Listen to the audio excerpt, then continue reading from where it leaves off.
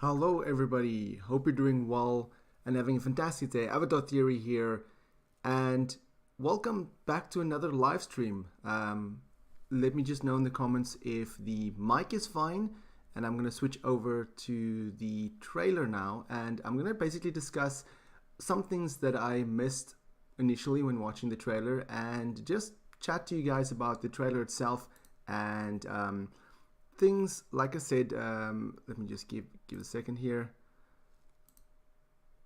All right, so you should see the trailer on your screen. This time I feel I'm a bit more prepared in terms of technical issues, not to avoid technical issues. As you can see, I enhanced the mouse icon as well, so you can clearly see a little bit more better what I'm pointing at, and I have everything a little bit better laid out. Let me just see if the video does play when I play it. Yeah, it does seem to play. I do have a second screen here where I can actually view the live stream so that I can just see that everything works perfectly fine. Kiri's voice first. First of all, thank you for joining this live stream. It is, I don't know what time it is where you're watching it from. So by me, it's just past 7 in the morning.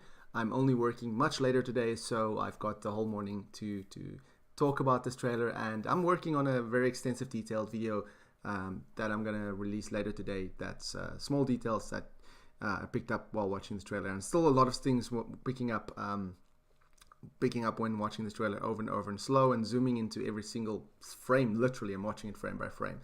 But thank you for letting me know the mic is good. Captain Falcon, Kiri's voice thoughts. So yeah, Kiri's voice is I mean,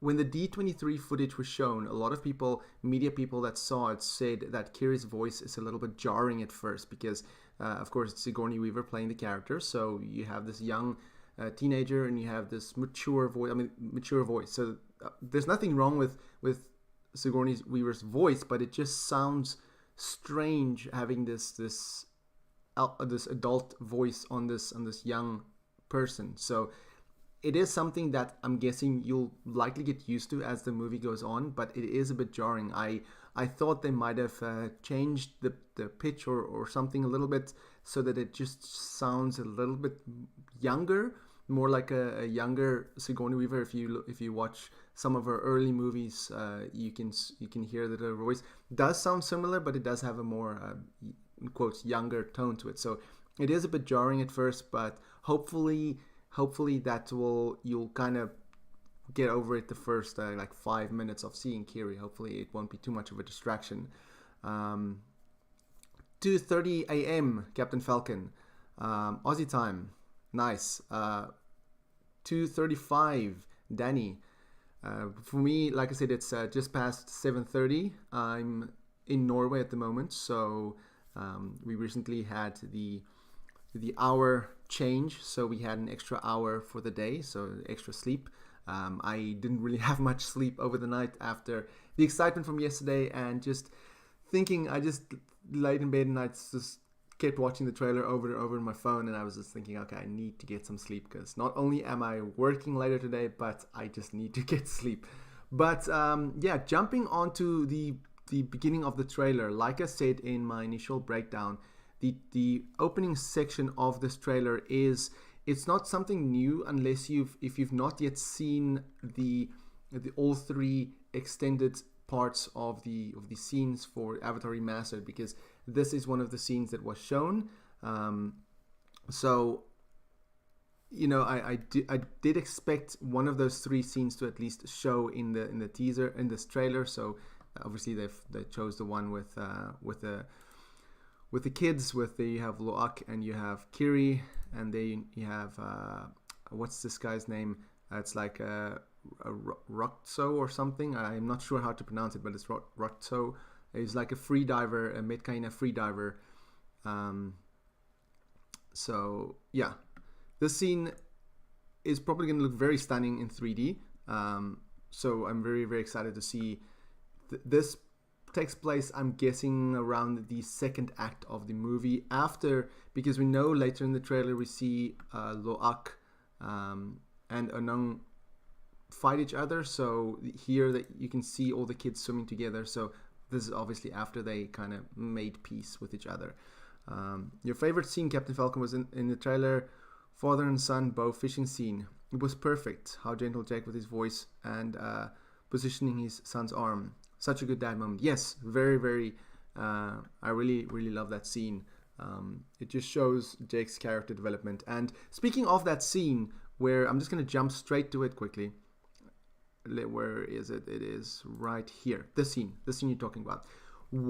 I don't know if you guys can hear what Jake is saying. He's saying something, but I don't know what he was saying. I'm just gonna put the volume up here and see if I can put it up a little bit. But Jake says, I don't know if you can hear it. It's like something about that line must be crossed, or something about that. It sounds like he says that line must be crossed. Let me just I know you think I'm crazy. I'm not entirely sure what he's saying. It almost sounds like he says that, like I said, that line must be crossed, or something to that extent. What I can think is when he says that line must be crossed is probably your first kill, and I can imagine that for a child, killing, regardless of what animal it is, killing for food is maybe obviously a very difficult experience, difficult thing. So yeah, I like, in a way it sounds like he says something about the rocks, be careful of the rocks, or between those two rocks. But yeah, I'm just gonna put the volume up again, so if you're wearing headphones, just be wary. I'm just gonna move a little bit back here and slow down the scene, so it's gonna sound strange. But let's hear in slow motion what Jake says. Oh, not there. Let's go here. No, this is too slow, I think. This is way too slow.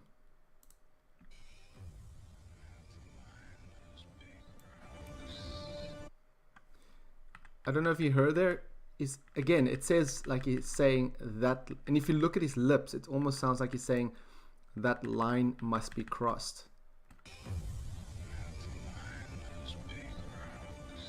Or behind those big rocks, maybe you're right. He says behind those big rocks.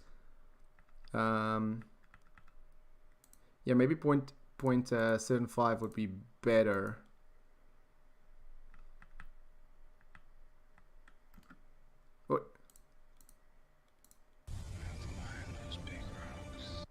He's definitely saying rocks. You can see his lips is kind of saying rocks. Just mind those big rocks. Okay. Just mind those big rocks. That makes sense. Because obviously he's trying to hunt the fish and there's big rocks in between. So he's saying, just mind those big rocks. Thank you. Now I can sleep in peace tonight. It does. If you look at it again, it does seem like he's saying just mind those big rocks, because obviously he's pointing the fishes somewhere there, like right there. Because if you go frame by frame, you can see the arrow is going, and then it's hitting the fish, and then you can see for a split second there, you can see it's hitting, and then something's I don't know if he's hitting the rocks, and then the arrow is like bouncing off. You can see right in that specific frame, you can see the arrow right there. You can see the split there. So I don't know if it's like if it's hitting the rock and then the arrow is just bouncing off and then the fish is escaping. But yeah, it's just mind those big rocks. Maybe he's saying behind those big rocks, or yeah, it could be one of those two. I'm surprised because I kept the captions on to try and see if I can figure it out. But I even tried to look at the trailer in different languages to try and see if they don't have captions for the scene. But it doesn't seem like they have captions for this specific part of Jake talking to his son. What you saying? Get me hyped for Avatar 3 2024, and Avatar becomes one of my favorite movie franchises. If someone told me back in 2009, 2010, I would say you're crazy. Yeah, I mean, for a very long time, very, very long time, there were rumblings and talks about Avatar movies coming out, and it was delayed and delayed and delayed, and it was almost like a thing that was just never seemed to happen. One of those myths that's like, are the Avatar movies really gonna happen? And it's insane to think that this is happening, and it's just over a month. Um, do I think Moat will be in the role in the movie? Just a small role, possibly. I think maybe in one of the flashbacks, because we do see the movie is has a like not a flashback, but there's definitely some time period that's forwarding in the movie. Because I said in one podcast that I was on, I said that my prediction for how the movie will open is that we're gonna get like a 5 to 10 minute scene of a lot of voiceover from Jake, and then he's gonna basically, much to what the first movie started with, where Jake was doing a voiceover in the beginning of the first movie. It's gonna be similar, but there's gonna be like a time jump in that sense. So something like the sense of the movie starts and Jake says like it's been 15 years since the Sky People left. Since then, life has flourished on Pandora, and speaks about family, and then you see Neytiri being pregnant, and of course, like in the scene, because this picture actually was in one of the pictures from the Amazon book. Let me just get the art book here. You can actually see here is the exact picture, almost the exact scene, but it is art book. So there you can see, looking at that picture, it kind of looked Photoshop at first when I looked at it, but it is interesting to see that picture is what they worked with when they did that scene. So you can see that her movement, the way she has her arm, everything is exactly the same to that specific scene here. Does she have the same? Yeah, she even has the same outfit, it seems. So you can see that it's definitely working a lot with the art. So from the stuff from the art book, you can definitely expect a lot of that in the movie. But yeah, getting back to the opening of the movie, I expect it to be about 10 minutes long, more or less the opening section of the movie, just explaining to us what happened, what we missed, just catching us up on what's Jake and his family been doing, and then possibly the last 3 minutes of that time, that time section of the whatever you want to call it. It's the time jump. It's not really a time jump, because it has been like 13-14 years.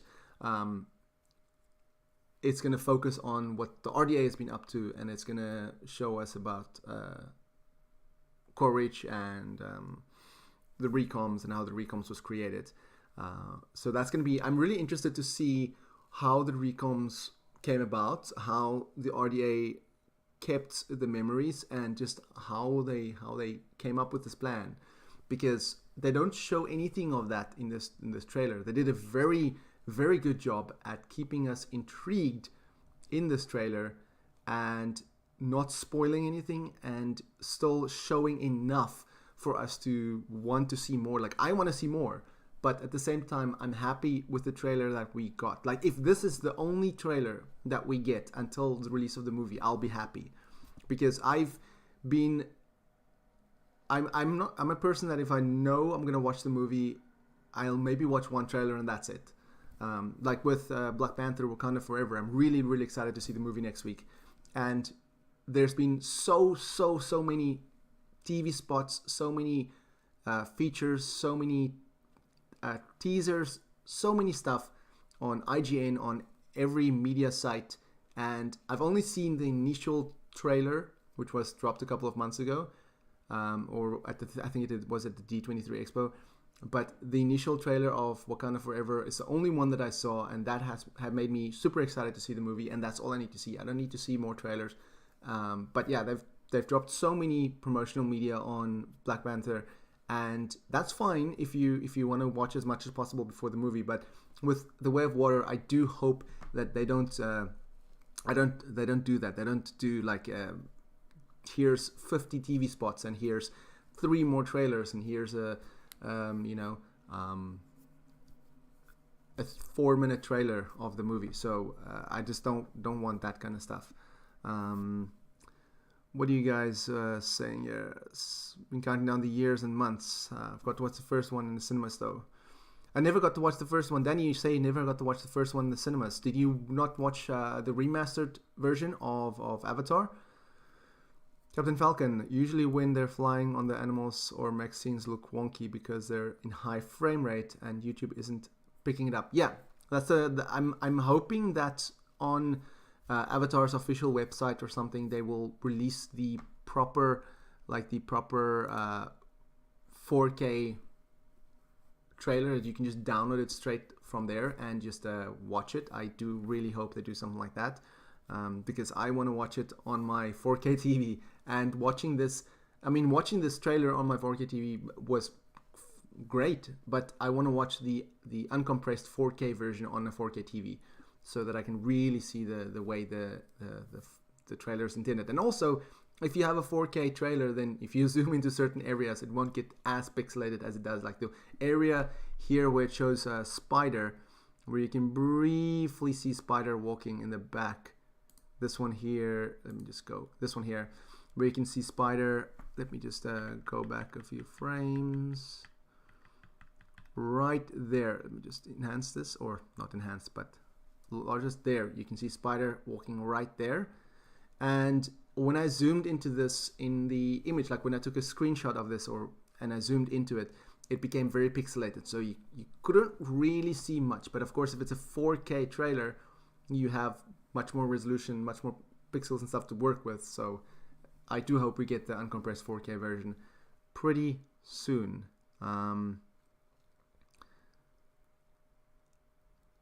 Is Kiri with the recom with a failed memory upload? I did have a theory that Kiri could possibly be a failed recom experiment, and that's why she kind of I would say abandoned and ran away from the RDA, and that's maybe why Jake and Neytiri took her in, because she's very much like Grace. But there's also another discussion about that Kiri could be the avatar of Awa, which is a very, very interesting theory, because when Grace died, she said that she can see her, that she's essentially one with Awa. So if Awa basically gave birth to Kiri in that sense, with Grace's memories, then in a way Awa's avatar could be Kiri, if that makes sense. Not only that, but in this one scene where you see Kiri doing the Kamehameha move, you can clearly see that not only, just give me a second here, report, I'm just removing this the spam here, and then perfect.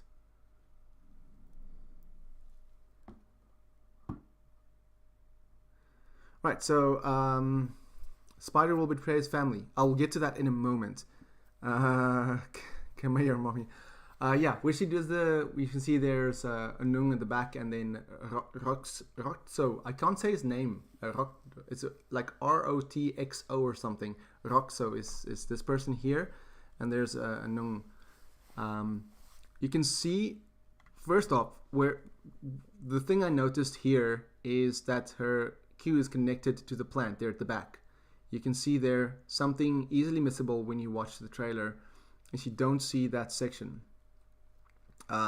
So that means that she gets power or something from Awa, that she connects to Awa or some sort of plant, whatever the plant is. I don't know if it's like a tree of souls or something underwater or something. I'm not entirely sure. We'll hopefully get more information on these plants and all this stuff soon. But you can see there that her Q is connected to this, which means that she's not only, her mind is connected to it, which means that she can command some of the plants or something, but also she gets power from it.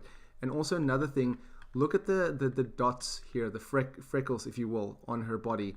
You can see that it's like lighting up as she's doing the Kamehameha move. You can see there it's like almost like drawing power. It's like it reminds me of it kind of reminds me of some of the creatures from what's that movie with the robots and the creatures, where they fight in the city. That's like on the tip of my tongue. But anyway, that movie where there's with these creatures, you can see when the creatures sometimes when they're about to, or actually Godzilla.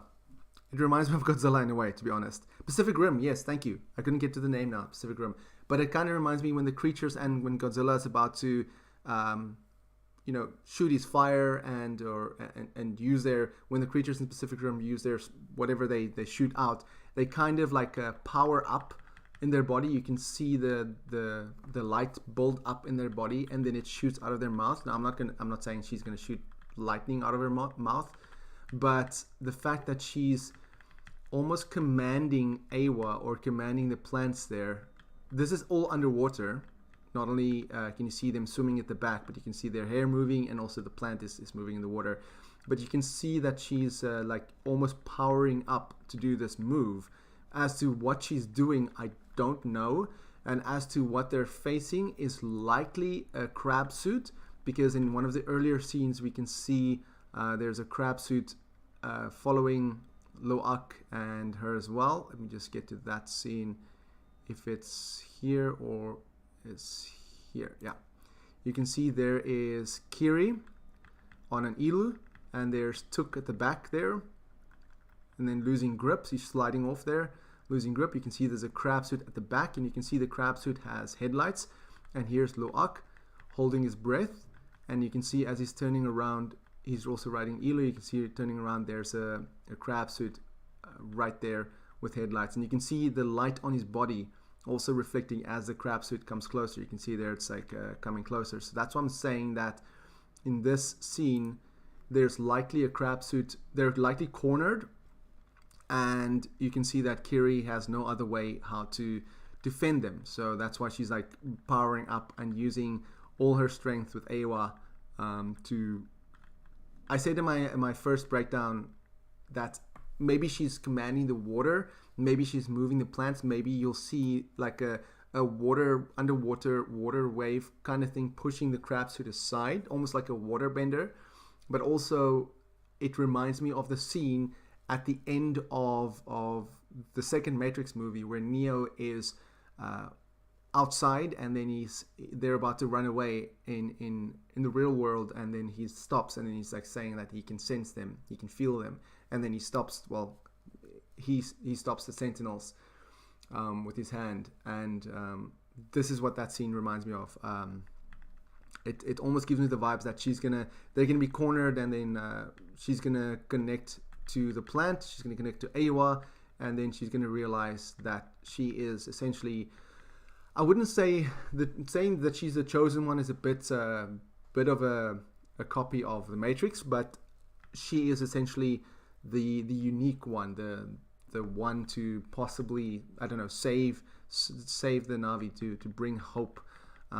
That's maybe why even why she was born. Maybe, like I said, maybe because she could possibly be the avatar of Awa. Maybe she was born. She was born without parents. She was born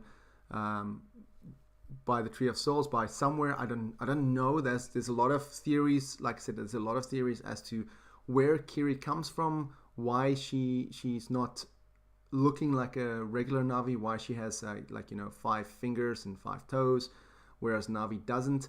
So yeah, there's a lot of theories about Kiri, and I do hope that we don't really get anything spoiled. Like I said, in a way, I do want another trailer, but in another way, I don't want the trailer to give away all the stuff about Kiri. That's going to be a bit of a problem. So let me just go to the comments here, see what you guys are saying. So Sigourney Weaver's art in the interview that is Kiri is going to have love interest. Yeah, I remember reading that and making a video about it. She couldn't say, then immediately starts talking about Kiri and Spider. What if they were adopted at? Well, Kiri and Spider was adopted. We don't know who Spider's parents are. There's a lot of talks, and I have a theory that it might be Courage, but we'll have to wait and see. And it's cool that she can hold her breath for longer. Yeah, I mean, my question is, why can Kiri hold her breath so long? Because in one of the extended scenes in Avatar the Remastered, where the kids swim underwater, you can see that Lo'ak and Netaim and even Tiri had to go up to get air. And at the end of the scene, where all of them are above water talking, Lo'ak is asking, where's Kiri? And then Kiri is still underwater looking at all of the plants. So she can certainly hold her breath for much longer. So there's certainly a question as to why she can do that, why she can hold her breath for so long. That's also interesting thing. By the way, Spider is definitely Captain Falcon. By the way, Spider is definitely getting an Avatar body. Yeah, I don't disagree with that.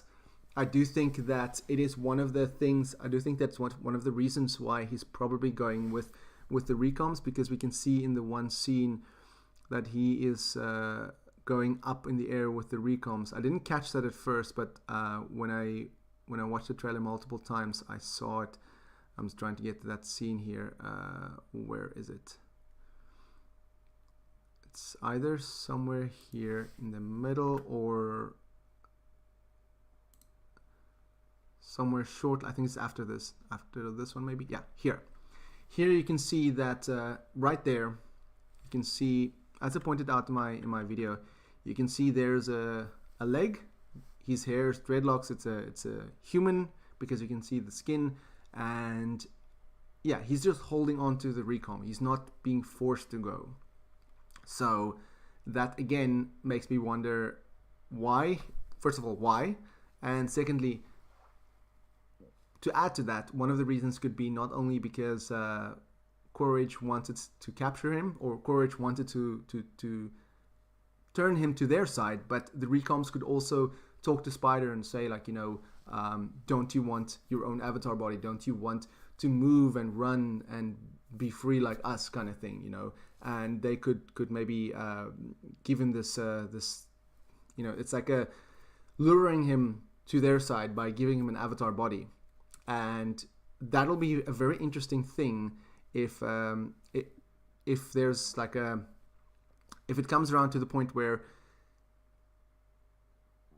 Spider is essentially regretting being a human. In that sense, he feels like an outcast in a way, but Jake is accepting him as he is.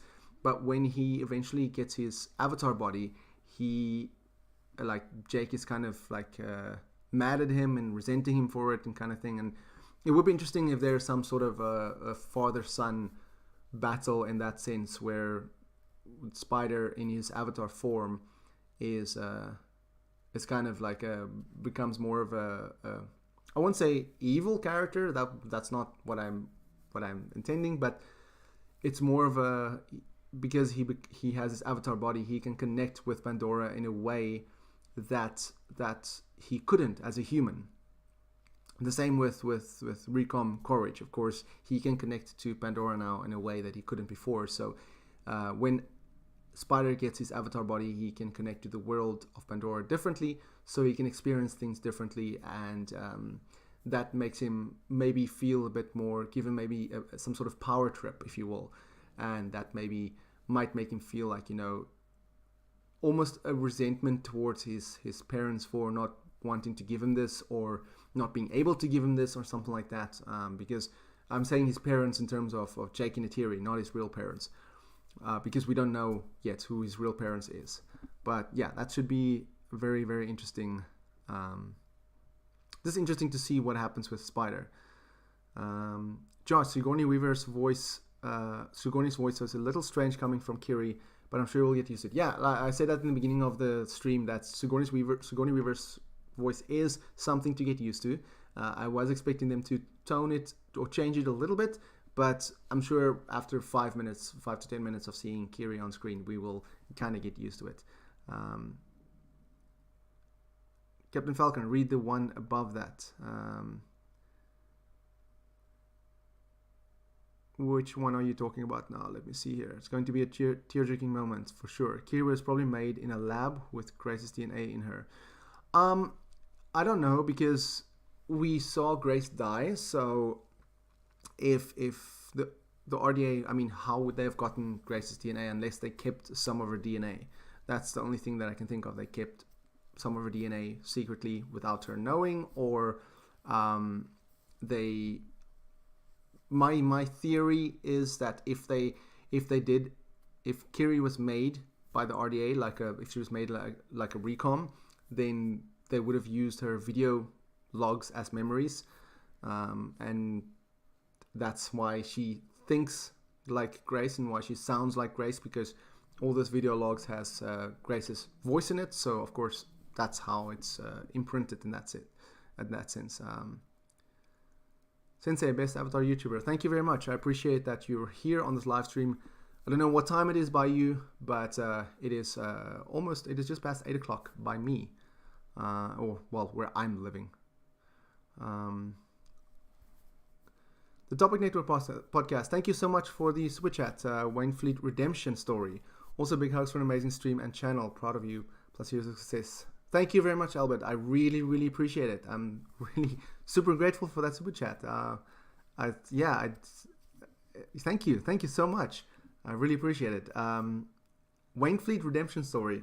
Interesting, because we do see Wainfleet in one of the pictures. Let me just go to the pictures here. Where is that picture? Here. So this is going to be a very interesting scene, adding to talking about Spider and his turn to I wouldn't say evil, but just his turn.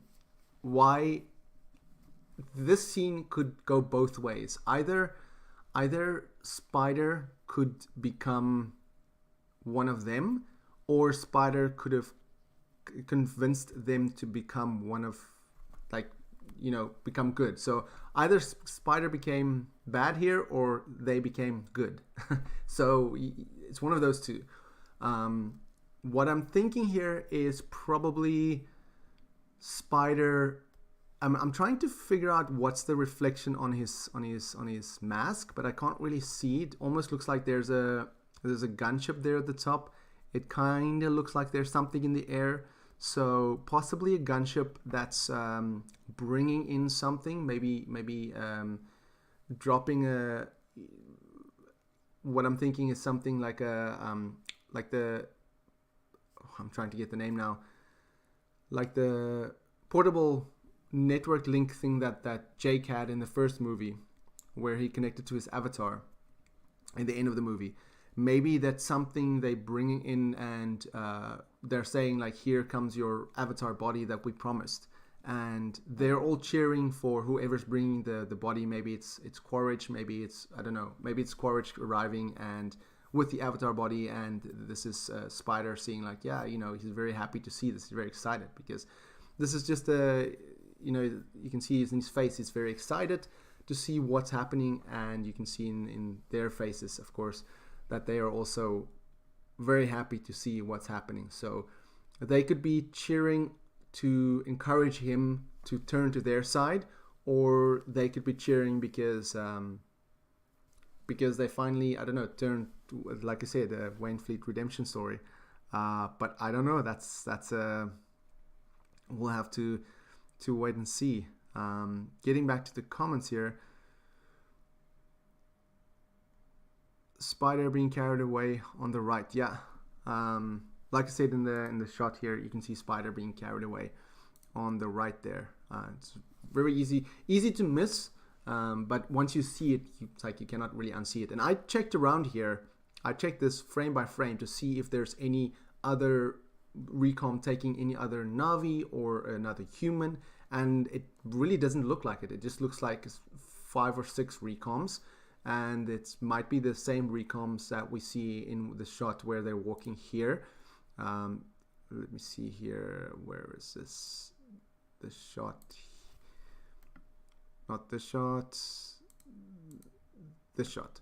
So here you can see 1, 2, 3, 4, 5, 6, 7. Yeah, it might be the same recoms. I mean, here you can see Spider walking with them, so it might be here where Spider's either turning his back on them or, you know, kind of being almost like a double agent. Like Spider's turning his back on the Na'vi, making the recoms think that Spider's on their side, but actually Spider is doing that so that he can infiltrate the recon base and destroy it from the inside. Because we know in the other trailer, in the first or the teaser trailer that we saw, this one here, we have the scene towards the end here where we see Quaritch for the first time, and then we also see the scene where Spider, here, we see the scene of Spider and Jake. I think that's Jake. That looks like Jake. Or it could be Loak, but I think it's Jake. Spider and Jake, or Spider and Loak, jumping into this pool, which is called, I can't remember what it's called. It's somewhere in the art book, I believe. A moon pool, I believe it's called. They say it here. Yeah. Inside the sea dragon, there's idea of a moon pool, and it was in the art book. And the sea dragon we saw in one of the scenes, from the new trailer, where we see the beautifully designed RDA sea dragon. Let me just get to that. It's like this big, massive thing that opens up. And as I said in my previous breakdown, there's quite a few things to notice from that sea dragon itself. Is that here it is. So looking at this, you can see that in the center there you have this opening area, which is likely the area that Spider is jumping from, because you can see that yellow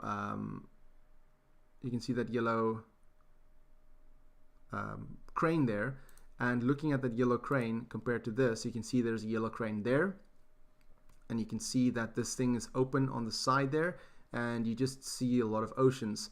Initially, when I saw this part of the teaser trailer a couple of months back, I thought it was like a coastal base. But now I know it is this thing right here. And you can see there's this red metal part going around there. And you can also see there is some red metal there.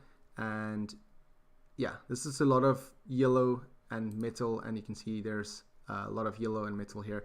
They could have changed the colors maybe a little bit, I think, because looking at this, there's more yellow here than here. But overall, I do think that that this is the same scene. We can also see Quaritch here looking angry. This could possibly be at the scene we see at the end of the trailer, where we see Neytiri doing a roll and picking up her bow. The scene here.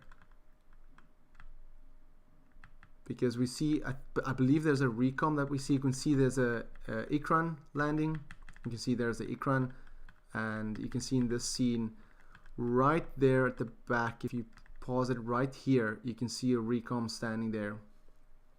Right there's a recon, which you don't really see when you watch it, because it's blurry, but you can see one recon there. And again, this is likely on the sea dragon, because looking at the shape of this that she's flying on, you can see this red metal here, you can see a lot of fire, you can see the yellow metal there, you can see a yellow crane there, and yeah, you can see there's a yellow there, yellow stairs, and this is like this open hatch. And again, this is the sea dragon that we saw earlier. And looking at one of the shots from the visual dictionary, there was this shot here of Bridgehead, which I was trying to look if I can see the sea dragon. I don't know if that right there where the magnifying glass is, if that's the sea dragon, because it looks kind of small to be this huge floating fortress. Not sure. It could be, but I don't know. It's too small to see, and looking at the sea dragon again, Let me just get that shot again. Looking at this, you can see that there's this wings on the side. It has these 4 propellers and there's that wings at the back. Almost looks like a shark in a way. And looking at that image here, you can see that it does have wings at some sort of wings there. It does have these red side metal parts.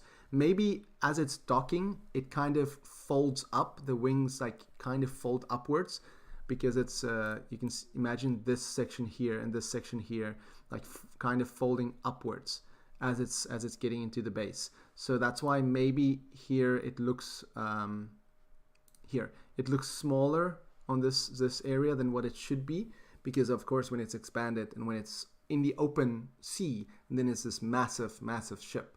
So yeah, that could be it, because you have this almost like an airfield, like an airstrip here, but in the water you can see those areas where they're supposed to come in. So definitely excited to see this thing in action, but I don't think this is the part where the Tulkun kind of smashes on the ship, because you can see if you go to that section,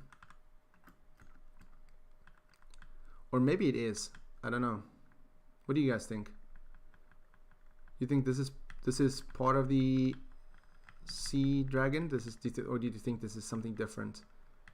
Because you can see a crab suit there, and you see a lot of recoms here, and you see some humans in exosuits. So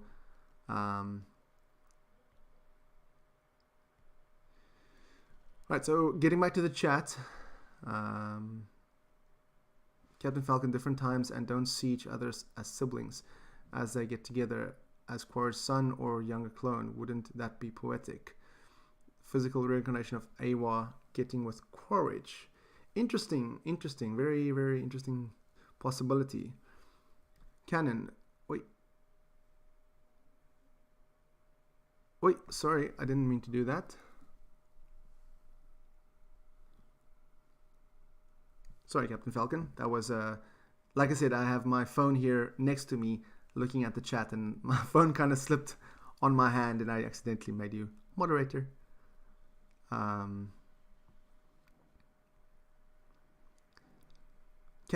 Kiri probably has the DNA of seafaring Navi. Probably, maybe it's a mixture. Maybe Kiri has a mixture of DNA of different Navi. That's why she can do all those things. That's also a possibility. Clone or son, yeah. I don't think. I mean, Spider was born on Pandora, so like naturally birth. So I don't think he's a clone. I mean, I feel for Spider. Josh, you say, I feel for Spider. It was so annoying having to wear an oxygen mask for my entire life. Yeah, that's also the thing. Like, I can imagine Spider wanting to not only run with his siblings and play with them and be outside and climb the trees, but of course not having not only the physical strength to do it, but also, you know, having to worry about dying because you cannot breathe. I mean, there's this scene here where the scene towards the end here where you see not towards the end, more towards the middle, where you see an exosuit human run alongside one of the recoms, and you can see, if I played in slow motion, that they, even though they're struggling a bit to run with this exosuit, but you can see running next to the recom, they have the same speed now. So you can imagine that if Spider tries to run with the Navi, he's not going to be able to keep up. So that also maybe why he wants his avatar body.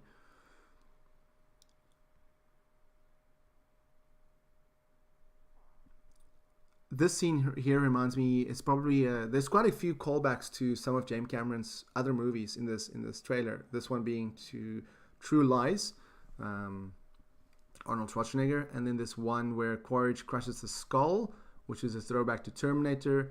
Then there's the scene of Neytiri underwater, which is a throwback to Titanic. And I do wonder if there's one more. I do think I saw one more. I can't remember what, but those are the three that comes to mind. True Lies, Titanic, and Terminator 2, or Terminator in general, with the crashing skull. But I do like this shot. This is a very interesting shot. This is probably, he's probably coming inside the moon base. This could be the area where he's trying to rescue. This could be the same scene here, because you can see the lighting is almost the same. There's, looks like fire in the background. So it's definitely, looking at these two trailers side by side almost gives me a lot of, you get a lot of ideas of what's happening, because again here you can see the kids being very sad. There's Took at the bottom, there's Spider, there's Loak, and then like I said, the scars Jake has here, you can see he has this slash over his face. When he speaks to Tonowari, he has a similar slash on his face. Let me see here where he shakes hands with Tonowari. Trying to figure out where that scene is.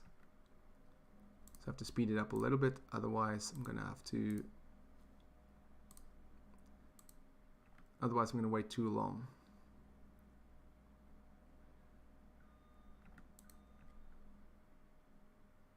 Because like I said, I do think that something tragic is going to happen in this movie. Whether or not it's somebody dying, I don't know. But we'll have to wait and see. I love this shot. I really do. It's not here. It's more back here. Is it more back here? I think.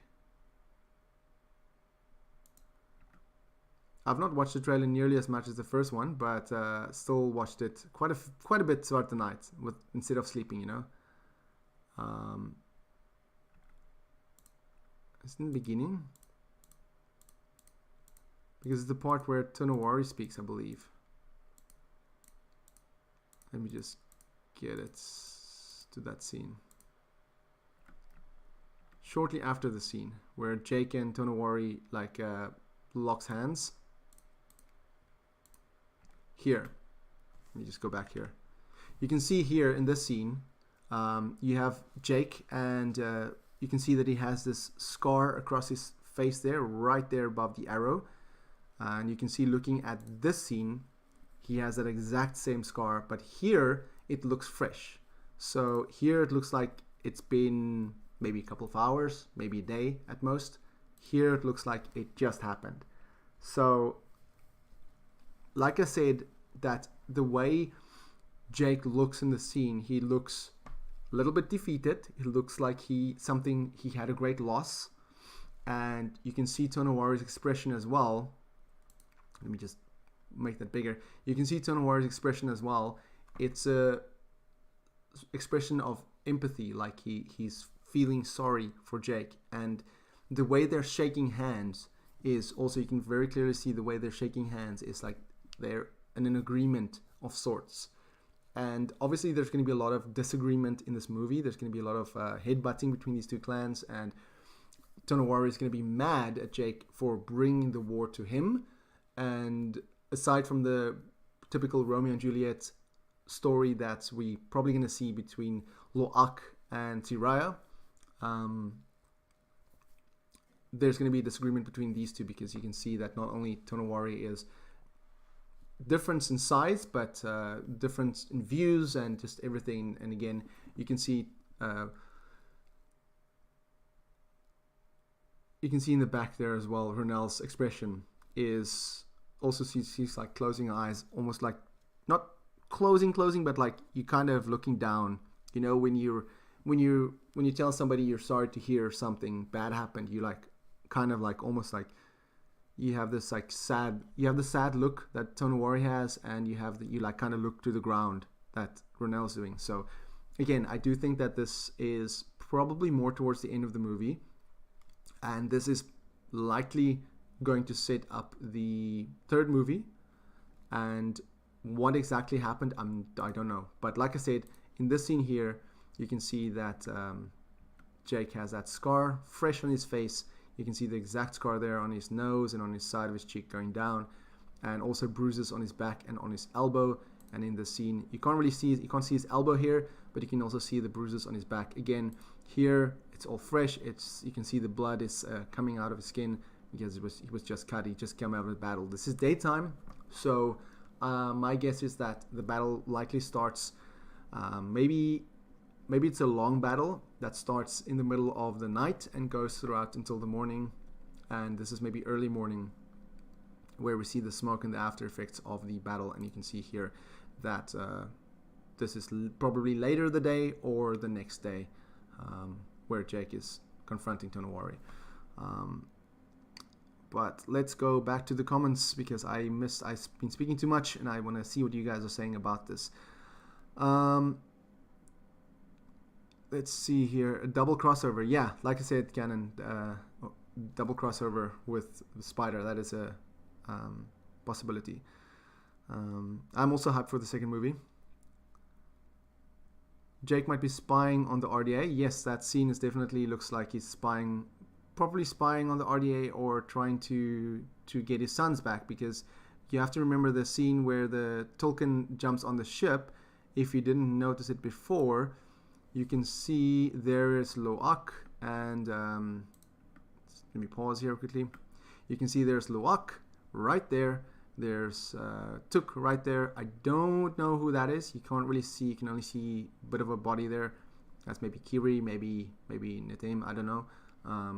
But that is Loak. And since Loak has a very strong connection with the Tulkun, this is likely Payakan, the Tulkun that saved him. So this is likely the Tulkun that's coming to save him again. I won't be surprised if this scene is before that scene that I saw in the cinema where Loak was talking to Payakan, because we saw Loak waking up in the water on the fin of Payakan. So what happened before that, I don't know. But yeah, this might be right before that. And you can see there's the crab suit, and you can see their exosuit there as well. And you can see there's a human in no suit. So good luck to that person surviving this. But there you can see 4 RDA recoms. I don't know who those RDA recoms are. There's a bold one. Maybe it's Vin Diesel. I don't know. We'll have to wait and see.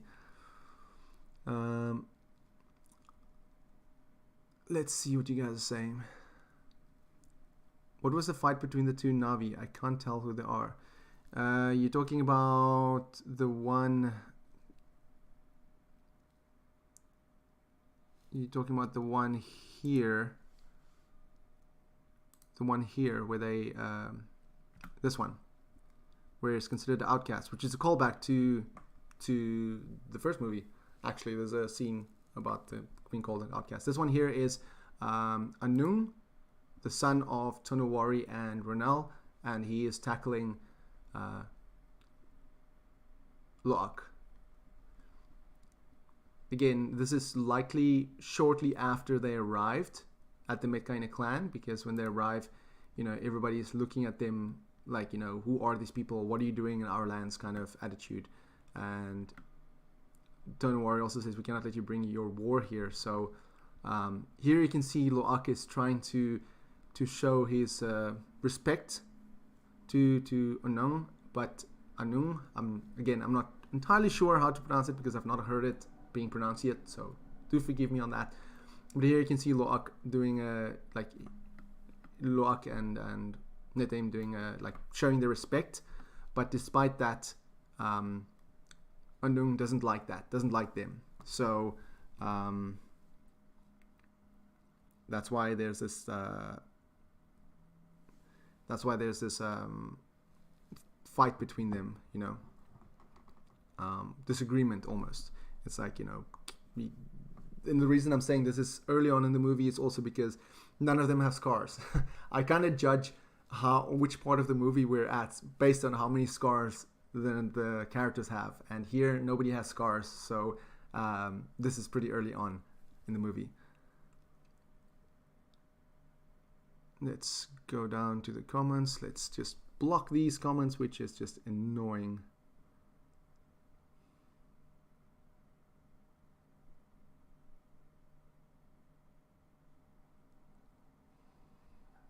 Right, so Marta, I meant the person on front of Loak. We can see someone's head and hands. on it, I believe. Which scene are you referring to now?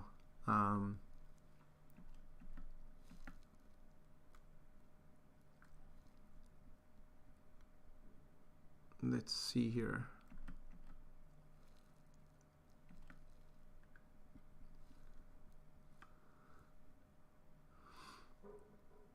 But yeah, this is from the first trailer.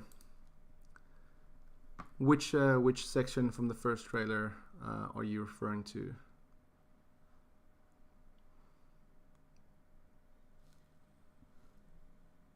Because I'm trying to see all the scenes that Locke is in.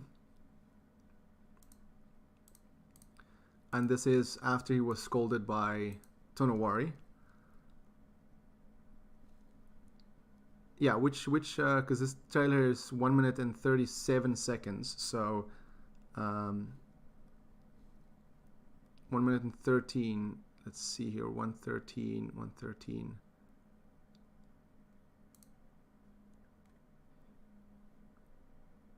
Alright, so let's just go to, you're definitely not talking about Quaritch, so you're talking about this person here at the bottom, here. This is what you're talking about, right? Well, considering it looks like a human, let me just enhance it. Considering it looks more like a human hand, this could likely be Spider, because we do see Spider.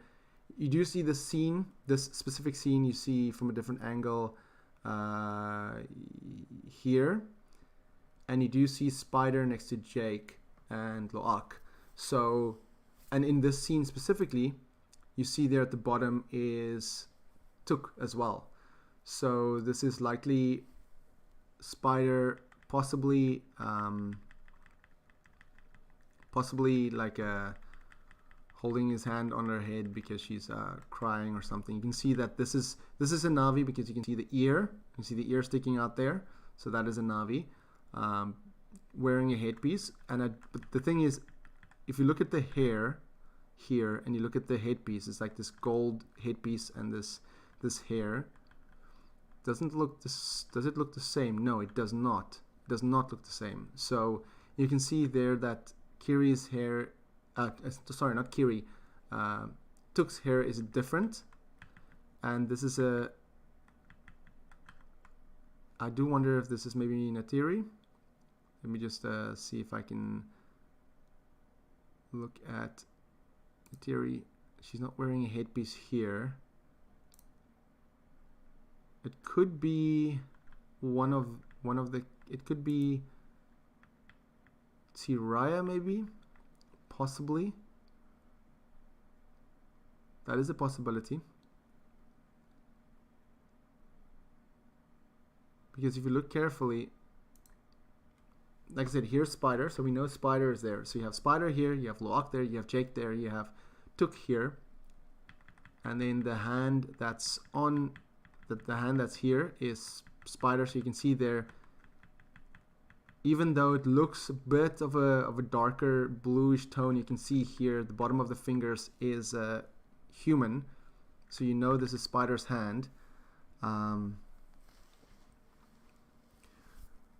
Greetings from Lithuania. I'm so excited for Avatar 2. So am I. Thank you for tuning in. Look at the ear. Yeah, like I said, look at the ear. You can see that it is a Na'vi. The ear is a Na'vi, but whose head is that? Those hands are too big to be Spiders, I think. And the person is wearing a headdress, so it's not Took. She's too young. It looks like Jake comforting Neytiri. That's what I'm thinking. I'm thinking that it's Jake comforting Neytiri. Inside the ship trying to save Took. I think she's wears something.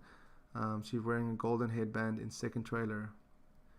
Why don't you think we have seen or heard much of Netaim? I don't know. Maybe Netaim is we don't really see him much in the trailers. We don't hear much of him. Maybe he's the one that's gonna be killed in the movie. Who knows? Because in this scene here where Jake is comforting his family, he's not here. So he could be killed by the RDA. And that's why Jake is sad, and why Spider. I mean, this could be after Spider did like a double agent thing. Maybe this is Spider realizing, that he really does care for his family and he wants to be with Jake, and he doesn't want to be on his own. He doesn't want to be an avatar. He wants to be himself. That's Neytiri. Okay, so let's look at one of these scenes where we see Tuk and Neytiri in the scene here. I believe it's not here. It's somewhere here.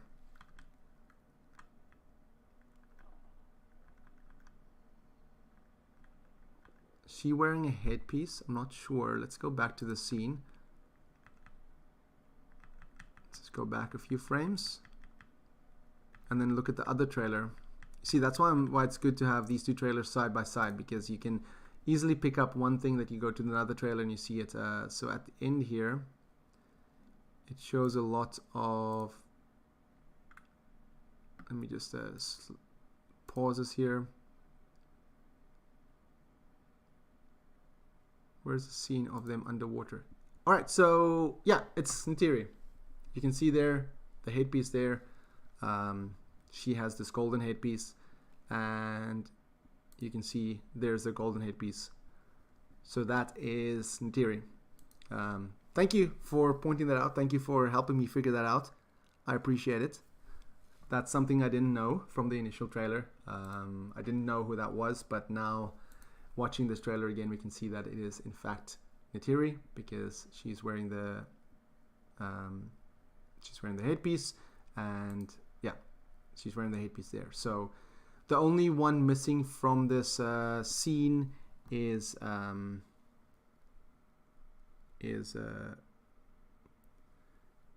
Neytiri. So makes me wonder why. Makes me wonder where he is. You're saying that you're afraid that it's scene where Neytiri dies. Yes. That's what I'm thinking now. I'm thinking that the person that's going to die in this movie is Neytiri. Mostly because we've not really seen much of him. We've not really heard much of him. We've not really... he's not really in any of the trailers much. And the fact that at the end of the first trailer, you see the Sully family here. And you can see them together. Neytiri is probably crying there at the bottom.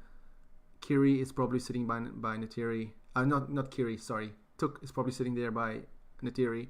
Spider is there comforting Jake, and Locke is there comforting Jake. And then the scene here with Tonowari and Jake happens shortly after that, where they shake hands. This scene I was talking about earlier, where they are shaking hands and basically coming to an agreement.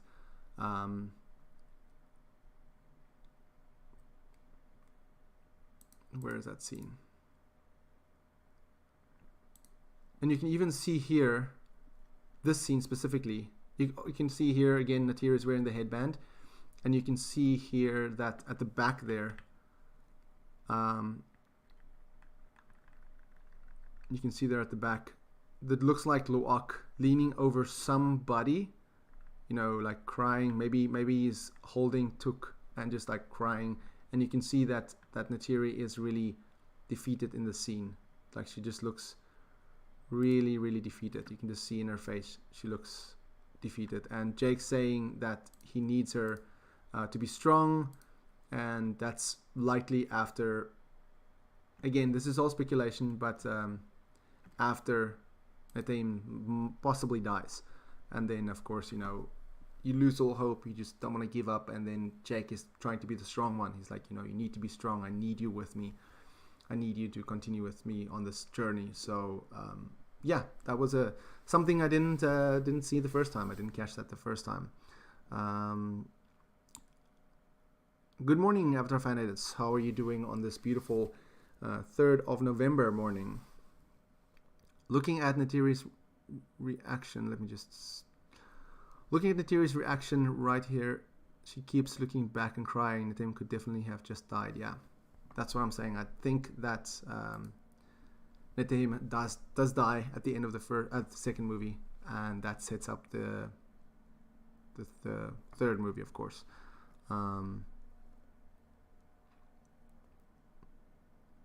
Why does James Cameron's CGI always looks better than everyone else?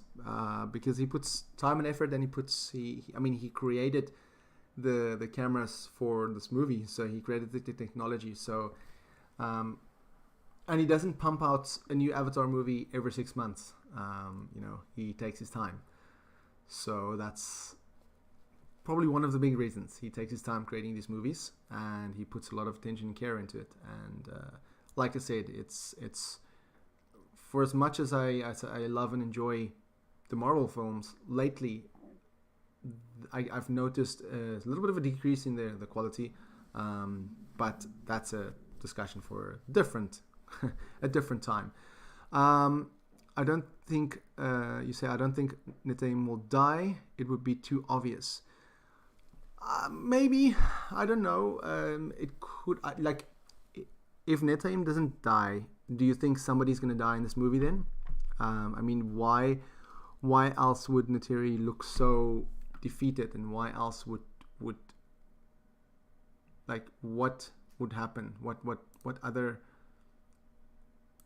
thing would happen? What other tragedy would happen aside from their home being burned down? We see that in the beginning of the trailer, more or less in the middle of the new trailer. We see their home basically being burnt to a crisp, and that's one of the reasons why they leave.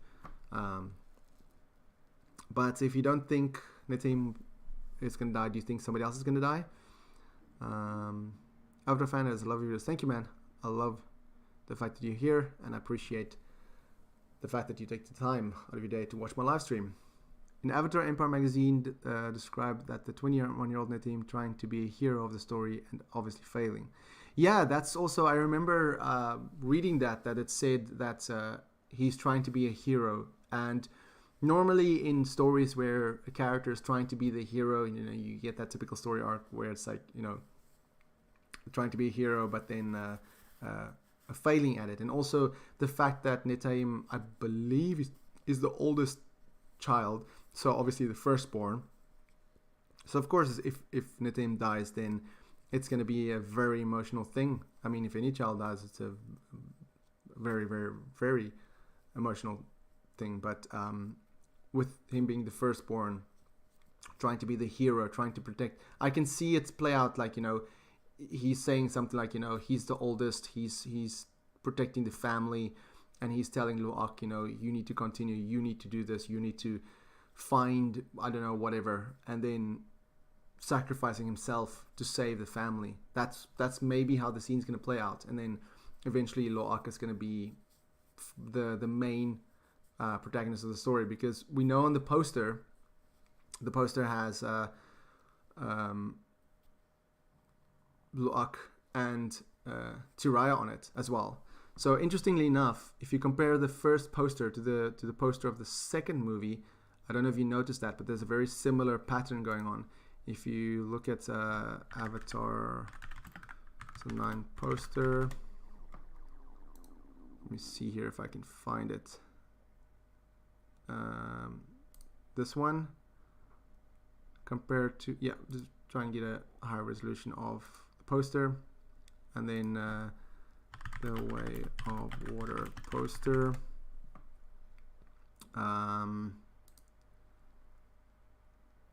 Does it have the new poster? Yeah, you can see. Maybe just try and get a size large here. See if I can get a larger poster. Yeah, you can see if you look at this poster. Interestingly, I don't know if you guys noticed it. It was pointed out by Avatar Podcast, actually, so shout out to them. You can see this poster has the same vibe as this one. You can see there it has a very similar look to it. So I do wonder if all of the movies are going to have, if you look at all of the 5 movies next to each other, they're going to have the similar kind of vibe to it. So maybe in the next poster you'll only see Tiraya and Loak. You won't see Jake and Neytiri, and then as time progresses, you'll see different characters there. Or maybe in the next poster you'll only see one of them two with Loak and Tiraya. But it's going to be really nice if all of the posters are like next to each other, and you have this this whole this yellow orangeness at the bottom, and you have the characters there in the middle. Just something interesting that I noticed.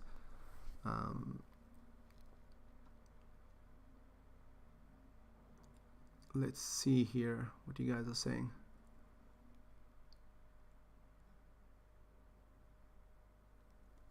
Maybe Kiri will sacrifice herself to save them somehow, but will come back in another form in the next film. I don't think Kiri will die. I doubt it. Kiri is too important. I think Kiri is. I think Kiri is too important. I think Kiri will go through to the final movie. I mean, the fifth movie is rumored to be called the Seed Bearer, or think. Oh no, no. That's the third one. The fifth one is. I'm trying to remember what the fifth one is called, or rumored to be called. But it's something to do with Awa. I remember. It's like on the tip of my tongue now, but it does make me wonder what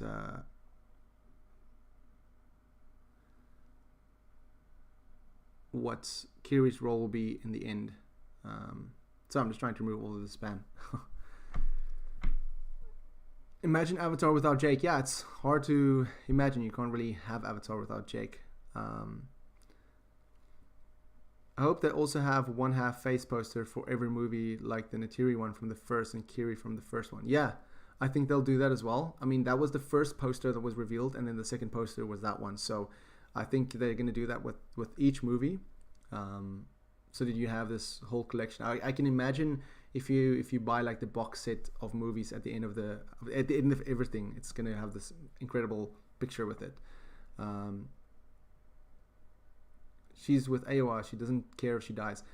She's everywhere. It's possible. I mean, if Kiri is the avatar of Awa, then I guess she can be reborn at any time, in a way. But also, then it would remove the stakes of Kiri being in danger. So that would kind of make her like a Superman, and in a way. But I mean, not only being super powerful, but being reborn every time. So I don't think that she will be reborn like that. Quest for Awa. Thank you, Kurt.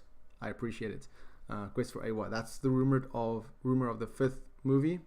So maybe at the end of the fourth movie, or in the fourth movie, Kiri goes missing or something happens with Kiri where they need to find Awa, something like that. Maybe the fourth movie is a really dark movie, and the Navi has no other choice but to search for Awa to get help or in some way. It goes Way of Water, Seedbearer, the Tolkien Rider, Quest for Awa. Yeah, thank you for reminding me. Seedbearer is likely maybe. I don't want to be too obvious on it, but maybe it's the seed bearer could imply the birth of a child, or maybe we know that Loak and Tiraya has some sort of connection here. So maybe they become parents in some way, and the seed bearer is the birth of their child. The two clans coming together and having a child. So that should be interesting. The Tolkien Rider is likely Loak, but again, it could be the fact that the seed bearer could be the whole thing about the birth of this new child, and the Tolkien Rider could be about this child connecting to a Tolkien and being the one, essentially. That child could be the one, and then it's essentially bringing that child to Awa. That could be what the quest for Awa is. But I'm just spitballing here. I'm literally just throwing out ideas that I'm like nothing is. I'm literally just throwing out ideas. Locke's probably one of the more important characters in Avatar: The Way of Water. Yeah, I mean, in all of the 3 post-credit scenes for Avatar Remastered, the one with Tonawari, the one with the Metkayina kids, and the one with Locke and the Tulkun, Payakan, all 3 of them, there's one character that's in all 3 of them, and that's Locke. So the fact that he is in all 3 of them and in the poster, in the new poster, does show me that he's going to be an important character. A look at the sea battle in the second trailer of Avatar. It scares me. Yes, it does scare me as well. It looks visually stunning, but yeah, it does scare me in terms of what's going to happen there, because I can imagine a lot of destruction, a lot of death. Let's just go back here. The sea battle. You can see here Jake is flying. You can see a lot is happening here. A lot is happening here. These stuff. At first, when I looked at these water coming, these water, like the water explosions almost, I thought it was maybe, like a whale when he blows water. I thought it was that, like a Tulkun maybe. But now I'm thinking that it's probably like water bombs. It seems like it's some sort of water bombs. You can see there at the back is even a skim wing doing some sort of jive movement there. I'm not really sure if it's dying or what's happening. But we're definitely going to see a lot of creatures dying in this movie. You can see there some of the gunboats trying to get to them, and I think there's another scene of this sea battle. Can't remember now if there's another scene of this. No, I just recall that there's one where they ride into battle, though. It's this one. You think Spider is on the other side? The other side of what, Rishal? Other side of what?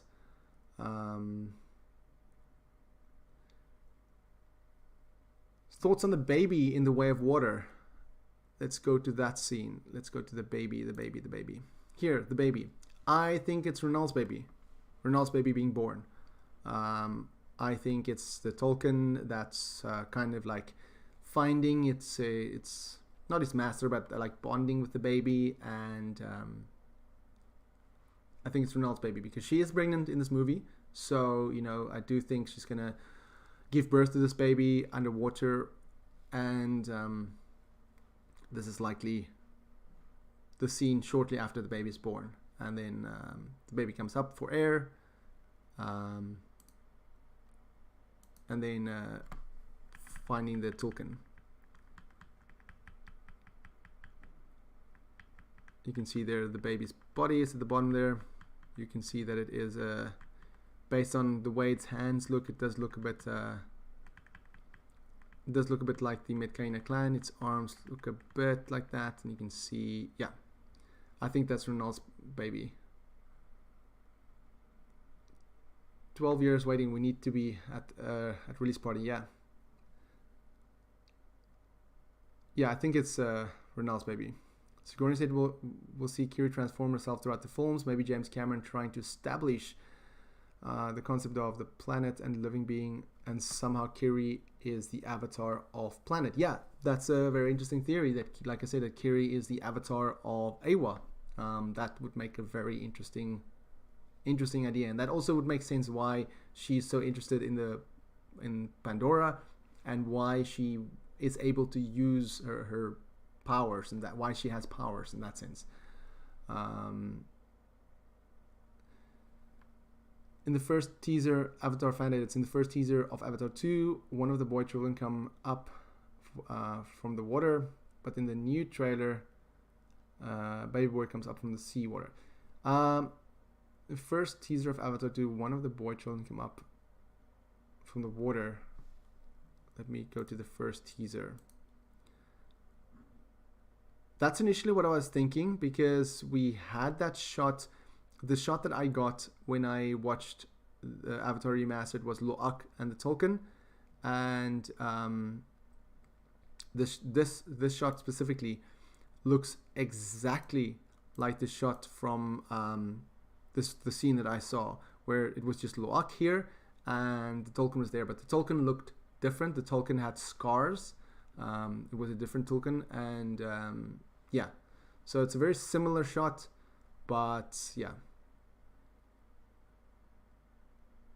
It is the first breath the baby must take. Yeah. After he's born underwater, it's going up for air for the first time, and I think that's what's happening here. Wonder if this is how Pycan saves Locke's life by smashing ship. Probably.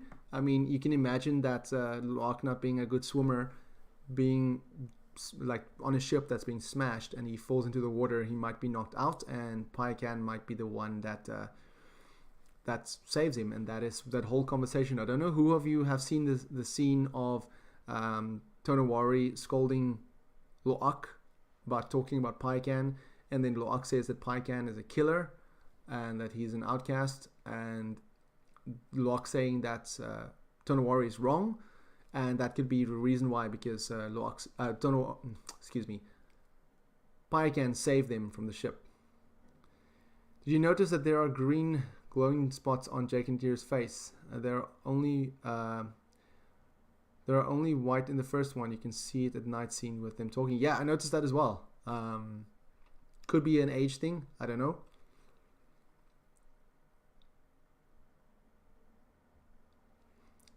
Look at the 150 of the first trailer of this trailer. You can see Spider in human's side. Yeah, I noticed it too. I think we're thinking. Yeah, I noticed. I pointed it out in my video where I speak about Spider. If you look at my channel, there's a video about Spider. But thank you for pointing that out, Rochelle. I did point it out in my video. I do hope we get a 4K trailer soon, because if we get a 4K trailer, I can zoom into this much better. Let's see here. I really hope, Captain Kirk, I really hope Avatar Frontiers of Pandora is single player, 100% no micros, just free updates and big story expansions at Ubisoft. I'm not crazy of the games, only for I bought Watch Dogs Legion, Far Cry 3 and Far Cry 4. Yeah, Watch Dogs Legion is fantastic. I actually love that game. Far Cry 3 is also great. Far Cry 4 is good. I enjoyed Far Cry 5 quite a bit. Far Cry 6 was also very interesting. I enjoyed the Far Cry franchise, to be honest. But I digress. So, on the topic of Frontiers of Pandora, we know it was delayed until next year. I think it's March or April. And, I mean, it's unfortunate that the game was delayed, but, you know, delay the game, make it great instead of releasing it and it's broken and not good. With it being Ubisoft, you can definitely expect some skins and stuff like that. Probably some expansion pass. I mean, Ubisoft, if you look at their history of games, they always have a gold edition. They have a ultra edition with expansions and all sorts of stuff. So you can expect a season pass. And I mean, in this instance, I wouldn't mind having a season pass that covers the expansions for the upcoming games, that it includes the expansions for the upcoming games, expansions for the upcoming movies.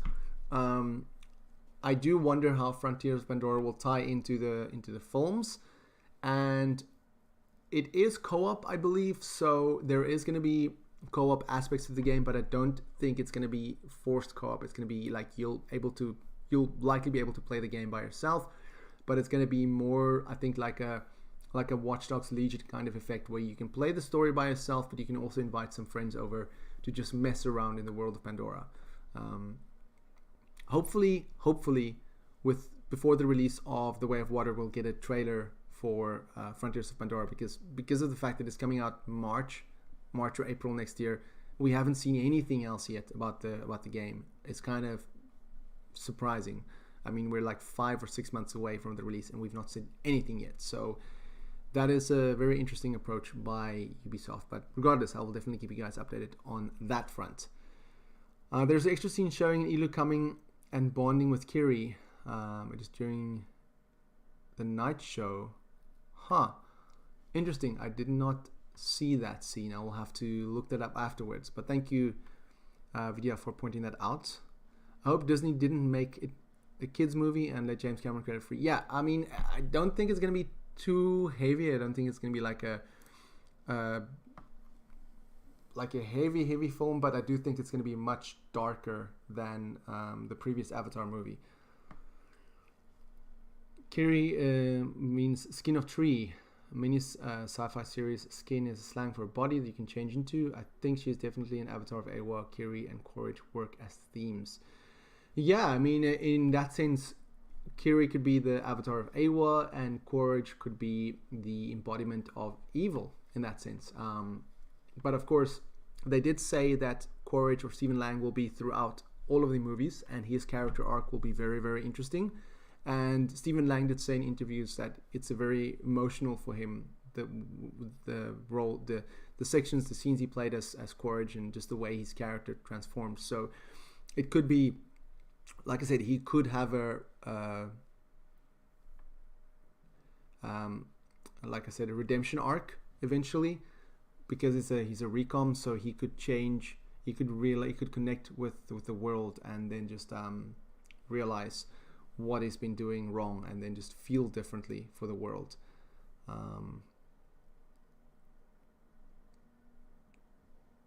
Captain Kirk, meaning Far Cry 3, 4, Watch Dogs Legion. I did play Watch Dogs 1. But on a crazy Ubisoft game, but adding markers in Far Cry 5 and New Dawn and Legion, mostly single player games, won't worries for the game. Like I said, I don't think you have to worry about the game. I think it's going to be perfectly fine playing single player. I think it's going to be more in the sense of I think they're gonna pull a lot from the Division. I don't know if you've ever played the Division, but playing the Division by yourself is perfectly fine. I've played the Division most of the part by myself, and I really love the game. Of course, it is a lot of fun and better fighting some of the bigger bosses with friends, but you can play that game by yourself for the most part, and you'll be perfectly fine. Curtis, looks like a lot of death in this film. Yes, I do think that one of the children of Jake and Neytiri is going to die. Probably Nathim, but we'll have to wait and see. Pycan will be one to help the other Tulkuns because he has advantage because he killed, and will act as guardian to protect the other Tulkuns, and somehow will redeem himself. Yeah, I do think so as well. Because he killed, and he was said to be to have killed. So he doesn't have a problem with it. I saw at the end of the second trailer the battle scene. Jake's family is split apart, and only Neytiri is left with Tuk. Yeah, I think that's a rescue you're talking about. Let me get to that scene. I think you are referring to this scene here, where it's Neytiri and Tuk. That is likely a rescue scene. That is possibly the scene that follows this one where the Tulkun smashes on the ship, because here you can see in the scene again, like I said, here you can see Lo'ak right there on his knees next to Tuk. So if the whale smashes on the boat, then of course it's going to start sinking, and maybe this is Neytiri getting on the boat trying to save Tuk from drowning, of course. The scene here, quite a throwback to Titanic as well. But yeah, this is probably in that ship while it's sinking, because you can also see that it's kind of like at almost like a 45-degree angle, so it's kind of sinking. So yeah.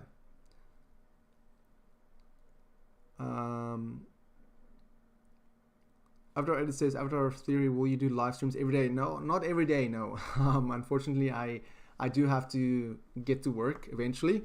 I want to live streams every day, but maybe I'll start a weekly live stream podcast of some sort of show. I just thought about it because I called this live stream Inside Pandora, I believe it's what I made this title, and it just made me think like maybe I should do like a weekly show called Inside Pandora where I just do live streams talking about the latest news. That would be something. So daily live streams, no, I don't think so, but I'm definitely going to live stream more now that I've had things a little bit more figured out. I don't really live stream often. I've never really done it much in the past, so that's why I had so much technical difficulties yesterday when I was streaming the trailer.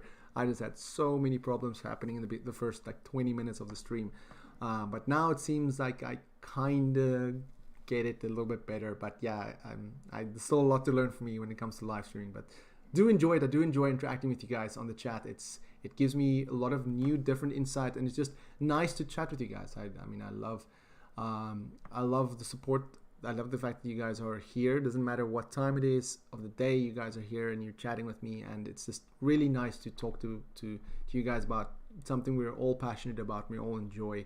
And it's just interesting throwing theories around. Like, I'm throwing theories to you guys are throwing ideas to mine, and we're just combining it and just forming new ideas. And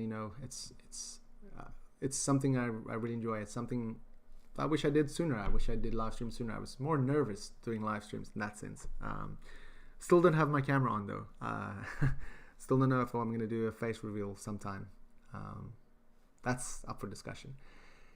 Do I think Venom? Do I think there will be two trailers? Well, second trailer. I do think we're going to get one more trailer, because this trailer focuses a lot on the Na'vi. I do think we might get a trailer focusing a little bit on the RDA, focusing a little bit on Courage, because we've seen so little of Courage in these trailers. We see him crush his own skull here, and we see him briefly in the previous teaser.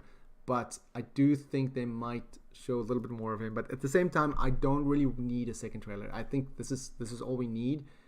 We don't really need another trailer. This trailer, I think, already has like 16 or 17 million views within the first 15 hours. So that's quite amazing. Quite amazing. Do I think that Avatar 2 can beat Avatar in the box office? That is the question that's everybody's wondering. Do you think that it'll beat the first Avatar movie? Hard to say. Really hard to say. It is possible, but given the fact that the first Avatar movie has been released and re-released so many times, I don't think it'll reach the mark it is at now. I think the first Avatar movie is just shy of 3 billion. The Way of Water won't reach that. I really don't think it'll reach that. Will it reach 2 billion? That is a possibility. But 3 billion is stretching it. Kurt, we're hoping for RDA trailer showing human characters. Yeah, I want to see some of the human characters. I want to see what the humans are up to. I wonder how they make recoms. I suppose Quaritch Memory's brain was scanned sometime before he died, so no way he can remember his final battle. That is a very interesting thing that I did not actually think about, Sol. Thank you for pointing that out. I didn't think about the fact that obviously if his memories were uploaded or scanned or something, he would have not remembered the final battle. So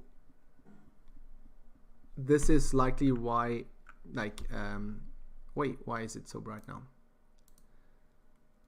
This is likely why he is, no, I didn't mean to. Let's go back here. This is likely why he has this, almost like this thought of this emotional thought on his mind. It looks like he has a lot of thoughts going through his head, and yeah, then he's just like, you can see his evil expression is coming through, crushing the human skull with ease. Yeah, because it's not easy to do that. Not that I've ever crushed a human skull with my hand, but bone is generally very hard. Let's see here. Thank you, Avatar Fan Edits. I love your comments, and I love the fact that you're here, regardless of what time of the day it is. I really appreciate it. Captain Kirk, is the original Avatar game canon? I never played it. It was a prequel. I do think it is still canon. You're talking about the Xbox and PlayStation 3 game, right? Because I never, yeah, that was a PS3 and 360. Yes, I never played it either. I'm going to do a playthrough of it soon. I recently finished the Android and iOS game, which was a lot of fun. Frustrating at certain points, but a lot of fun. And I know that there's two choices. There's two campaigns that you can choose. You can either play as RDA or you can play as the Na'vi. So as for if the game is canon, then I would have to look at which obviously the Na'vi chapter would probably be the canon one, not the RDA. But again, I don't know what happens in the game. I've not played it. I've only heard about it and seen snippets of it, but I don't know too much about it. So definitely curious to look into it, and I'm excited to play it. I probably might even start this weekend doing a live play of the game. Kajus, have you seen the woods burning in the second trailer? It reminds me of the first movie. Yeah, I saw the woods in the second trailer. It does remind me of I don't want to skip 5 seconds. I keep accidentally this scene. Yeah, it reminds me a lot of the scene in the first movie. There's a lot of throwbacks and callbacks to the first movie in this trailer, and this is certainly one of them. Like Home Tree on a grander scale, yes, I do think that most of their village is going to be destroyed here, and this is just a out of control fire. You can see there even in the far end. I noticed it now.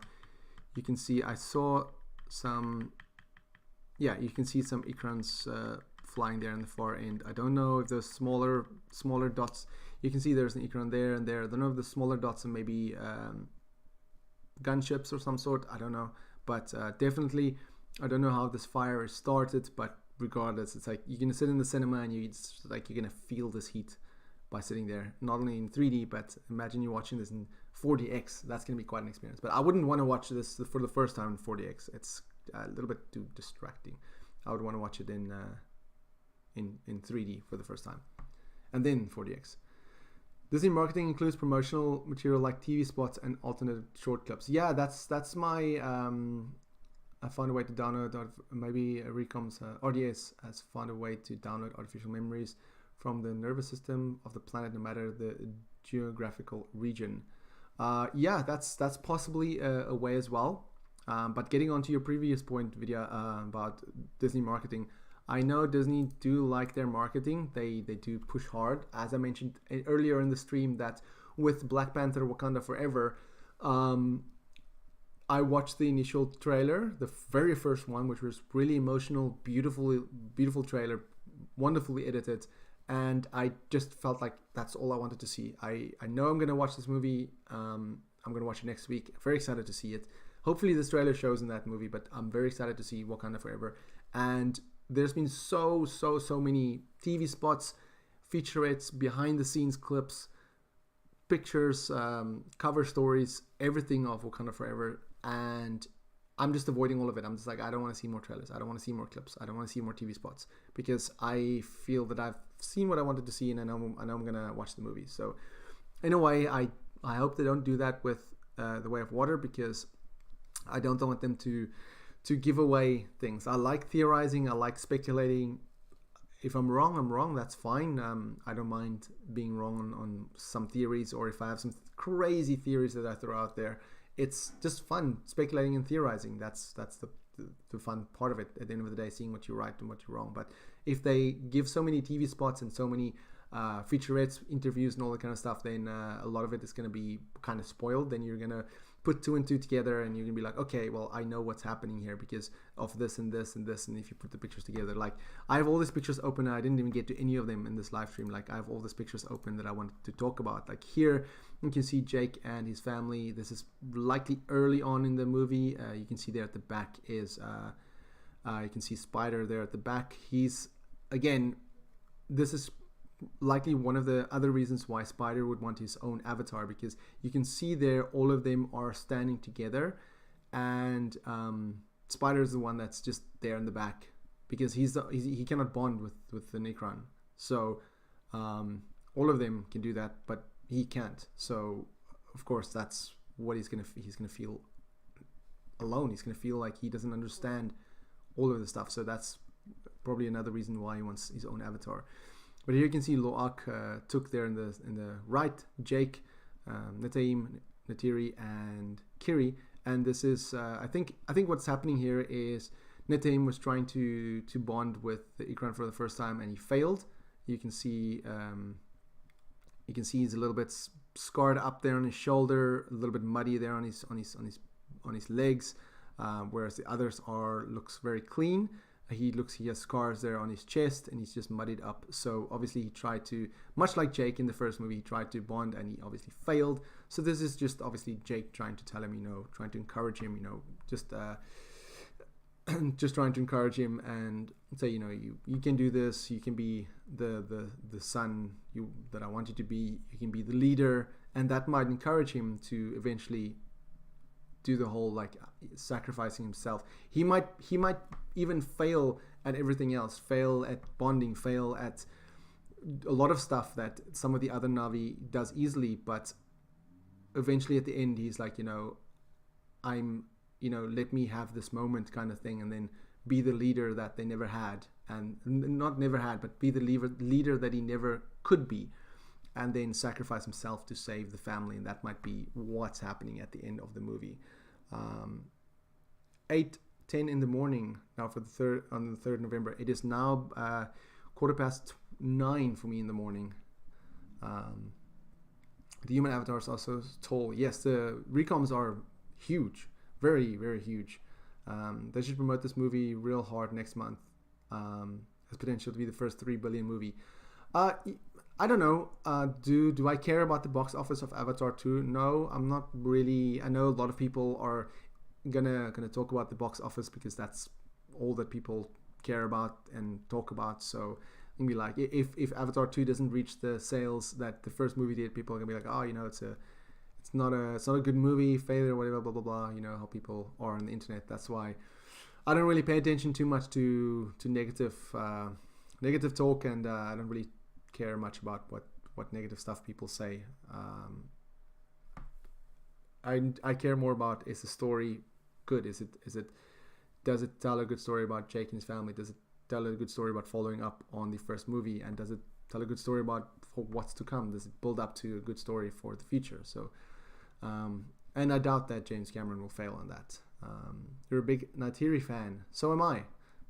I do love her look in the second movie. I do love her. You can see she's wearing the necklace. You can see there the bone collar. Let me go to this Amazon page, not this one. Let me go to this one. You can see there it says Neytiri's bone collar on the cover of the visual dictionary. You can see there it has this colors at the bottom. It has this white in the center, and you can see if you go to this screenshot, that is the bone collar that she's wearing. You can see there. I still can't believe how hype I am for this good way. It's through the roof. Really something. Not even a big fan of the first Avatar. Yeah, I mean, like I said at one point, it was a lot of speculation as to won't they with the next Avatar movies, and I'm very happy that we're finally seeing the next Avatar movies. Neytiri is awesome. Yes, she is. She's absolutely awesome. She's not only stunning but powerful, and she saves Jake in the first movie. So wasn't for her, Jake would have been dead. So yeah. But looking at this image of Kiri and Sigourney Weaver and Grace, you can see that the back is Norm. I wonder what happens to Norm. We don't really see him in any of the trailer or the marketing materials, so curious what's going to happen with him. But you can see there that Kiri is very interested in what's happening here in this video log with Grace. She's kind of like connecting with Grace in this video log, and you can see that she's wearing one of those recon breathers. You can see here recon breather. It has that blue dot and that side there, and if you look at the image here, you can see it has that blue dot on the side here. So she's inside some sort of human facility, and right there in the center behind this video, you can see a person with blue stripes there and dreadlocks, and that is Spider. So Kiri and Spider is in the scene. I don't really know what else is happening. Possible character dying is Neytiri's mother in the village attack. Maybe she dies in the beginning of the movie, and yeah, that could be the first loss of the movie. And then here is of course Payakan and Locke, and yeah, this is the scene that I saw at the end of the Avatar remastered. Very similar to the scene with the baby, to be honest. And here you have some scientists. I don't know who these people are. but here you have some more scientists there, you have some RDA there, and here you have Quaritch looking at big brain. This is probably the brain of him. It's probably his own brain. I'm not sure. Probably looking at it and then turning around and then seeing. This is probably here. This green. I've been trying to figure out what this green is, and it's likely how they create recoms.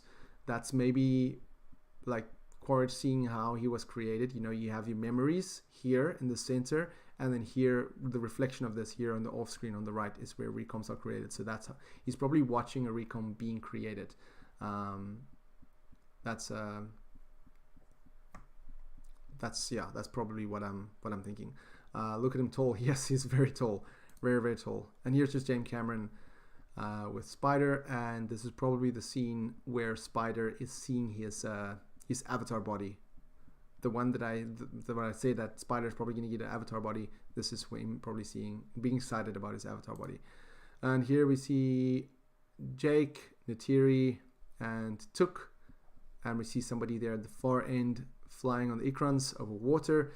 This is probably them leaving their homeland, flying to the Metkayina clan. I have idea for videos you could do. Avatar, what happened if you take suggestions about Avatar 1 and after 2 launches. What do you mean, Captain Kirk? Could you elaborate on that? I'm not sure I'm following. Now I can beat up Jake in fight. Yes, I noticed that Loak has 5 fingers in his dad. Yeah, that's I also noticed that Loak has 5 fingers. So very interesting there. I'm so excited about the action sequences, but only nitpick is 48 frames per second. 24 would give double the impact. I said when I did a review on the Avatar remastered that when they did do the higher frame rate in certain action scenes, it felt a bit jarring at certain points because the movie, it felt like a game cutscene that was lagging and then suddenly catching up to where you were supposed to be. So it felt a little bit jarring, but hopefully that won't impact the movie too much. Moving on to another screenshot. I'm looking at older screenshots, by the way, but of course, looking at the screenshots now in connection to what we know from the new trailer, there might be some new context to it. So here again, we can see Neytiri looking stunning. I love her outfit here, and she's wearing that bone necklace that I said is here in the visual dictionary. Let's see it right there. There's the bone necklace that she's wearing, and having some sort of gun there. And there you can see Spider. You can see Kiri, maybe? No, that's Took. I think it's Kiri. No, it's Kiri. I don't know who that is, and I don't know who's in the middle there. That's definitely Spider. You can see there his breathing mask is on the side there, and you can see there's Kiri, and then I don't know who that is, and I don't know who in the middle is. I'm not really sure. It seems like they are at the Metkayina homelands based on the way the sails look, because if you look at that scene where everything's on fire, you can see. Let me just go a few frames forward. Let me just, or it's backwards. I think it's backwards. You can see here as well. You can see the netting is the same scene as this one. It seems like it's the same scene. And then if you go back a little bit, just a little bit, to where the fire is, you can see there this netting, this tent-like material is all in flames. And this seems to be the same kind of material.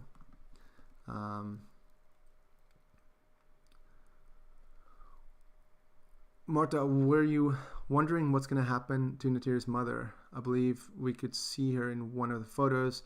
One Jake and Neytiri, I think that Moata with the children in the background.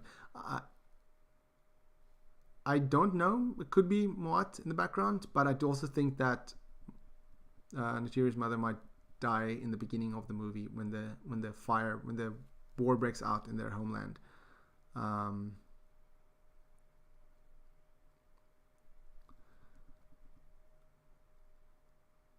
Do you like live streaming Avatar Theory? I do. It's not something I do often. It's not something I've done much before, so hence why I had so many technical difficulties. But I do like talking to you guys. I do like the real-time interaction. It's it's nice to talk to people about something you're passionate about. It's nice to get direct feedback, and like I said, it's nice just to have that friendly discussion, and just it would be nice to have like a massive meetup someday. That would be the dream wanted. Let me just delete this or hide this user. I often wonder how spam comes on a chat. I don't know how that works, but anyway,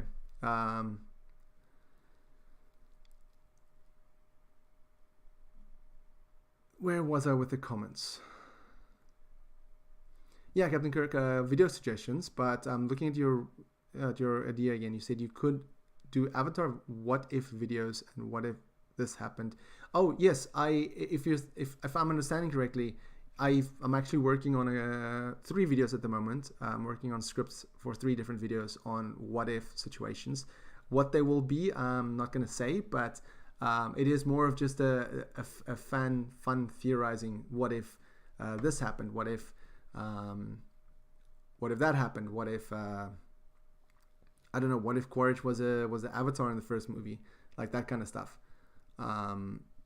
So yeah, that's going to be some fun videos. I'm working on, like I said, 3 at the moment. It's taking some time because I'm quite busy at work at the moment. So work is taking up a lot of my time these days. So I'm gonna see where I can find some time to complete those videos. But yeah, I'm definitely working on quite a few what if videos, and I started a new series today about Avatar facts. That's just shorts, like 20 to 40 seconds long, not long. That's every day I'm going to do an Avatar fact until the release of The Way of Water, so that should be fun. I wanted to start on the 1st of November, but again, work kind of got in the way. But yeah, I'm going to do it every day until the release of The Way of Water. 8,000, really? Did I hit 8,000 subscribers? Thank you so much. I didn't even notice that. Thank you so much, guys. Yeah, thank you so much. I don't really know what to say. I'm very humbled by you guys watching my content, by supporting me, by just being here, by just commenting, liking my videos, subscribing, and just hanging out here on the live stream. This is like yesterday when I had so many technical difficulties. I felt very embarrassed because it felt like almost I wasn't sure what I was doing with the live stream.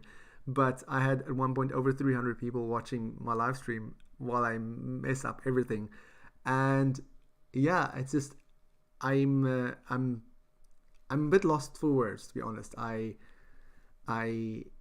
really appreciate everybody tuning into my videos and commenting and liking my videos and sharing my stuff. I really do appreciate it. That's why I'm giving away a copy of The Art of Avatar 2. I wanted to give I wanted the competition to give it. Let me rephrase. Let me backtrack there. I wanted to give you guys the option to choose what you want to win, and then I wanted you guys to follow up on that on the choosing category, what you want to win in that category. So I completely left it. It could have been anything. It could have been a Lego set, could have been a McFarlane figure, but I left you guys to vote. And the book was the one that got the most votes, and the art book was the one that got the most votes within the books category. So that's why I'm giving away an art book. It's not a sponsored competition at all. I'm buying it out of my own pocket, and it is a worldwide competition. So it doesn't matter where you are in the world. I will make sure that once that book releases, you will get yours in the mail. The book is only releasing, I think, 16th of September, but you will get your copy. It is in the pinned comment if you guys want to enter, but thank you so much. Thank you so much. Topic Podcast Network. Congratulations on 8K subs on YouTube, mate. It was an ongoing success, and to many more co-host episodes of the Avatar podcast. Yes, you guys should check out Avatar, the Topic Podcast Network. Has some great podcasts, and yeah, I was very happy to be on the Avatar podcast with him, and Becoming Navi. Very, very fun podcast. Role meeting next month. Yes, I'm very much looking. I hope so. If work and everything else, and if the stars are aligned, or if AWA allows it, basically, hopefully that will happen. They haven't shown much of Spider. Yeah, they showed Spider 3 times actually in this teaser. 3 times. If you've missed it, I'll show you quickly. Let me see if I can. No, I don't want the volume up. So the one time is right, not here. That's not Spider. That's a baby. Right there is Spider above the red arrow. You can see him right there. That's the one shot of Spider. The other shot is him leaving with the recoms. Shortly after this, let me just find this shot here. I think shortly after here's the second shot of Spider going with the recoms, and then you can briefly see Spider in the beginning running. Here you can see Spider right there off screen. So Spider is only featured 3 times in this trailer, which is fine because I don't mind that they don't show him much. I want him to be a mystery. I like speculating about Spider, and I want him to be a mystery. Huge Avatar fan, been loving the live streams. The Avatar community is amazing. Yes, the Avatar music community is absolutely amazing. I've met some incredible creators on the community, and yeah, it's just really, really amazing meeting all these people that has the same passion that I have. From New Zealand. What is the time now in New Zealand? I'm not really sure.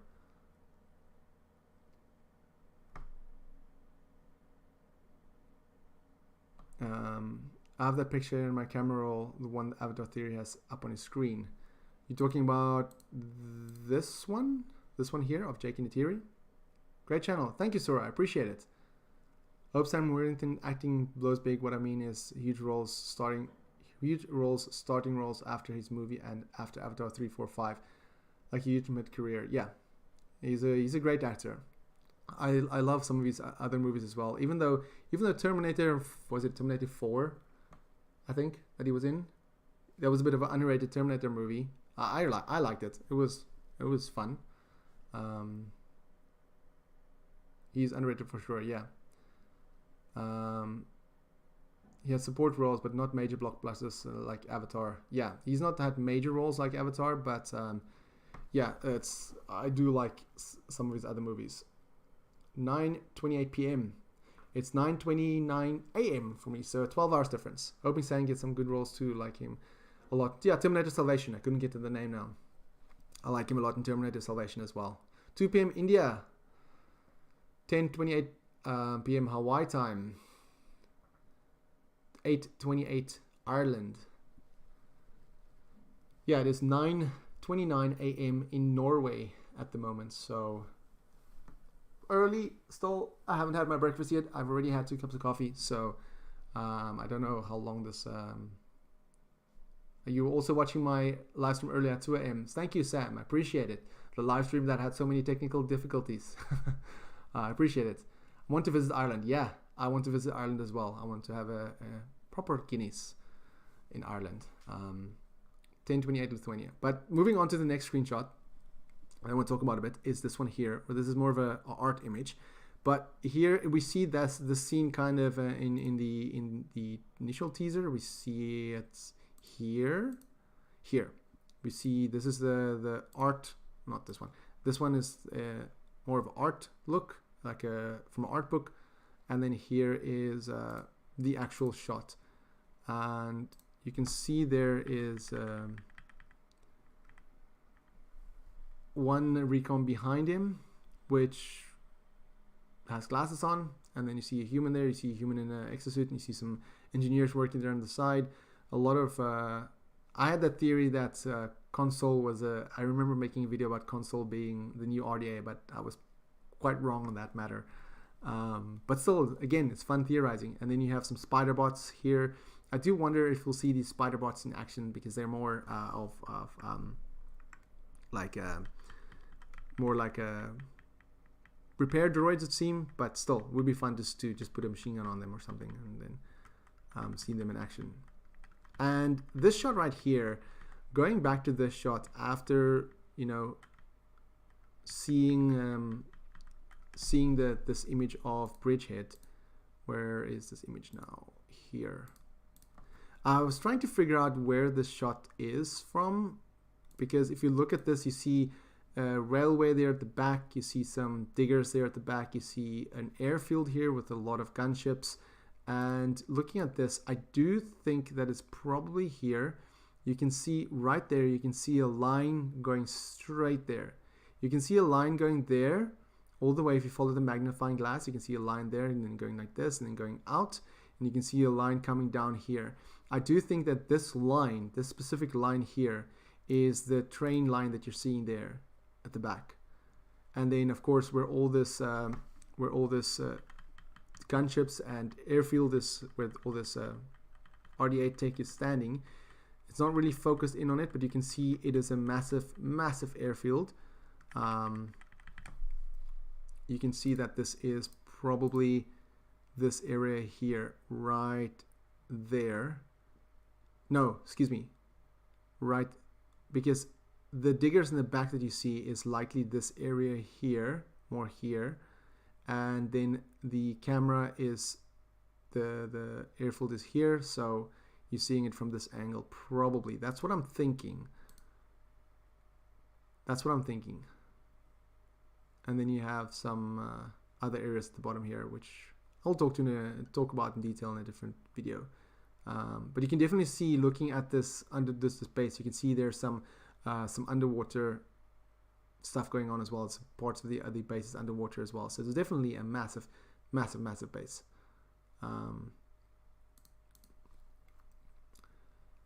I see you too. I see you, Bella. I wonder if Norm and other humans that were chosen to stay transfer their souls, to avatar bodies. Norm is possible death. I don't think Norm will be dead because well, the actor said to play in the second and third movie, I believe. He was in the casting for the second and third movie, but he could be in the movie in this way. So you could say that Norm is in the movie, but if there's a lot of video logs that you look at, then Norm is in it, then technically he's in the movie. But if he's already dead or something, then he's not, his character is not in the movie in that sense, if it makes sense.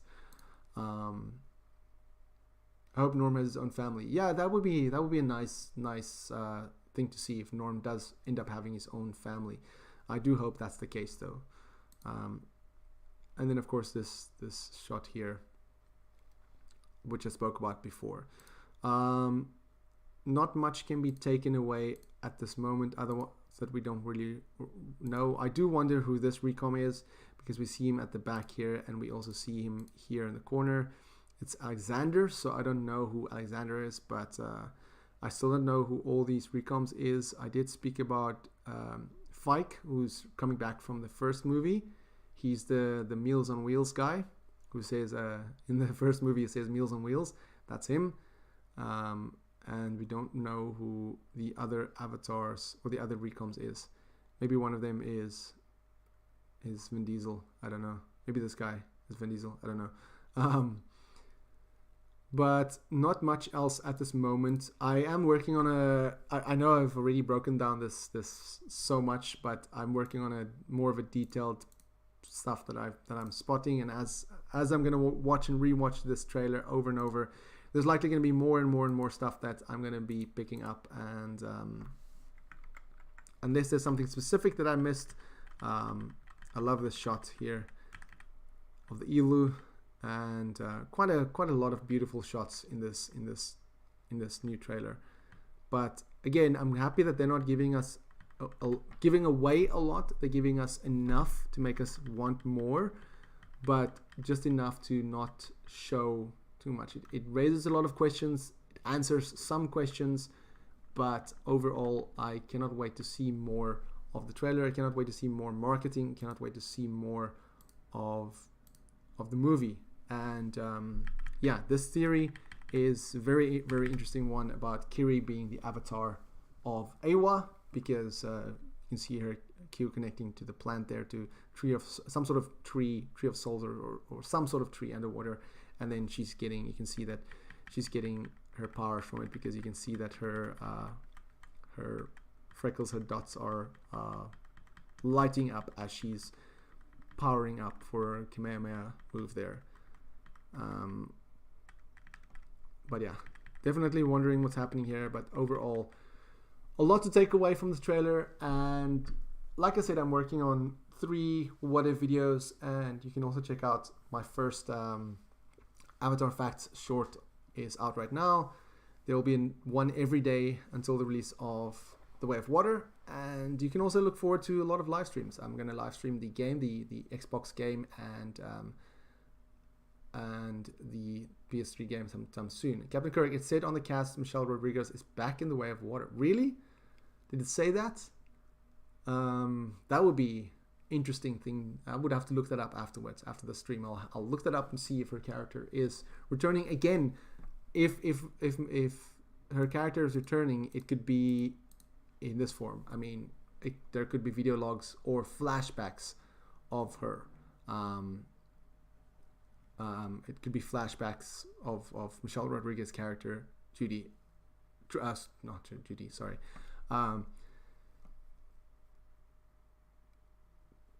And if that's the case, then of course she would be in the cast list. Much like Norm. You can see Norm is here, so we know that Norm is going to be in the movie, but he is in this video log. So the fact that they say he's coming back to The Way of Water doesn't necessarily mean we're going to see his character in like what he's been up to after the first movie. The same could be said for Michelle Rodriguez's character. But yeah, overall, maybe she's in it for maybe she's in it for memories, Danny. Like I said, she's probably there for flashbacks or some thoughts or something like that. But I'm gonna have to look up, because I didn't know actually that Michelle Rodriguez is gonna be in The Way of Water. That's a very interesting thing. But yeah, overall, the most interesting thing I would say, the most interesting fact about the trailer, the theory or the idea, is this one right here about what's happening here, why Kiri is connected to that plant, and why she is using it essentially to power up here. Again, it seems, I get the idea that she's doing some sort of water bending of sorts. I mean, the way the plants are connected to Awa in the forests and with the Metkayina clan, the water could be the way that everything's connected through Awa. Like, once you connect to the plant, you see the flow of the water and you see the life in the water, and everything it touches, you can see something to that extent. Then maybe that's the case. And in terms of what is my favorite shot in this trailer, or what is your guys' favorite shot in the trailer? Let me know in the comments. My favorite shot would likely be one of 2 things. It will be this one here, this one here. This is one of my favorite shots. Even though the token is a little bit blurred, it's still a beautiful shot. I want to see this in 4K. This is one of my favorite shots, and my second favorite shot is going to surprise you a little bit, but it is this one here. Just because I am a little bit of a sucker for tech in movies. I'm a little bit of a sucker for like all sorts, like technology and just the design. I've said it before, but I really love the design of RDA stuff. I just love the way it's put together, the way it's designed, the way it looks, the paint, everything. It just looks really awesome. This thing just looks really awesome, and I love the crab suit. Really love the crab suit. I've said that multiple times. This looks like a shark on top of the water. So yeah, that should be interesting.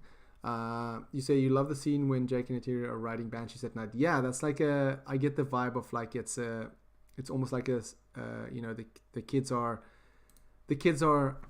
are away, so it's date night time. That's the kind of vibe that I'm getting. It's date night between these two, and I love the fact that it mimics the scene that they had in the first movie when they ride with their banshees together and they're flirting. It has the same. It calls back to that scene, so I really do love that as well. Favorite shot is Tolkien 2. Yes, the sea dragon should be massive on screen. Yes, I do think the sea dragon is going to be huge. I do wonder what the size of the sea dragon is going to be in comparison to the Tolkien. That's going to be very, very interesting to see. I wonder if they can breathe underwater, if they can receive oxygen through the bond.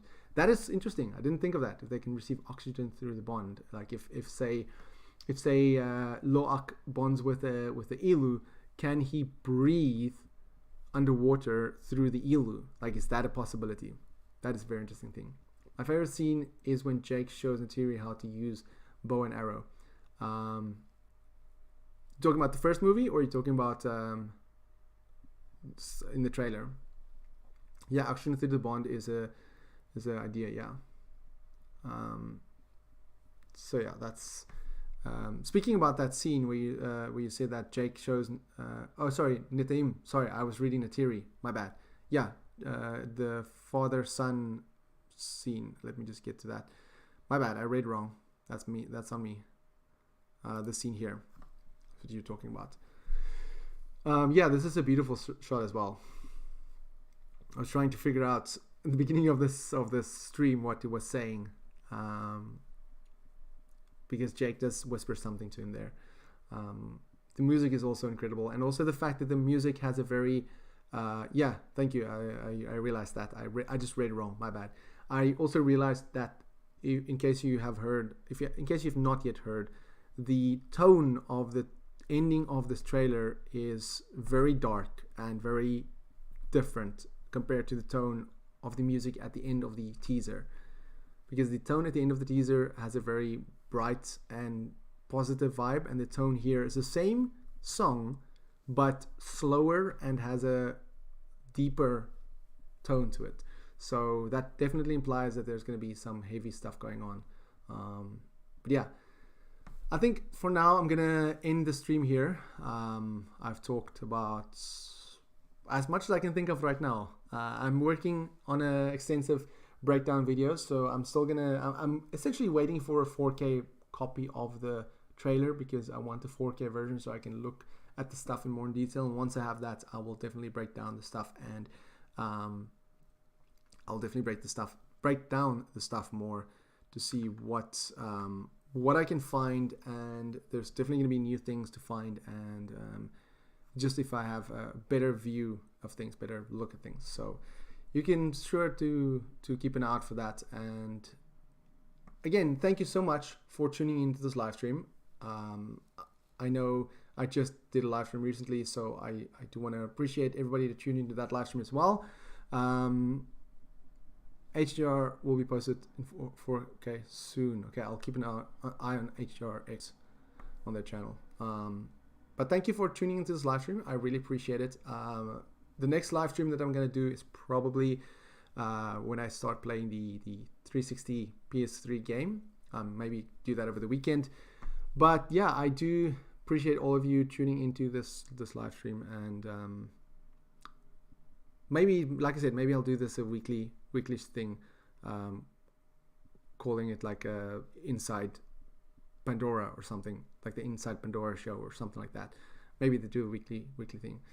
The Topic Podcast Network, thank you for the super chat. I appreciate it. You better jump on our super chat live streams when we're up and running. Love you too, Abel. Thank you for the support. I appreciate it. Gonna keep an eye out for when you do your podcast again.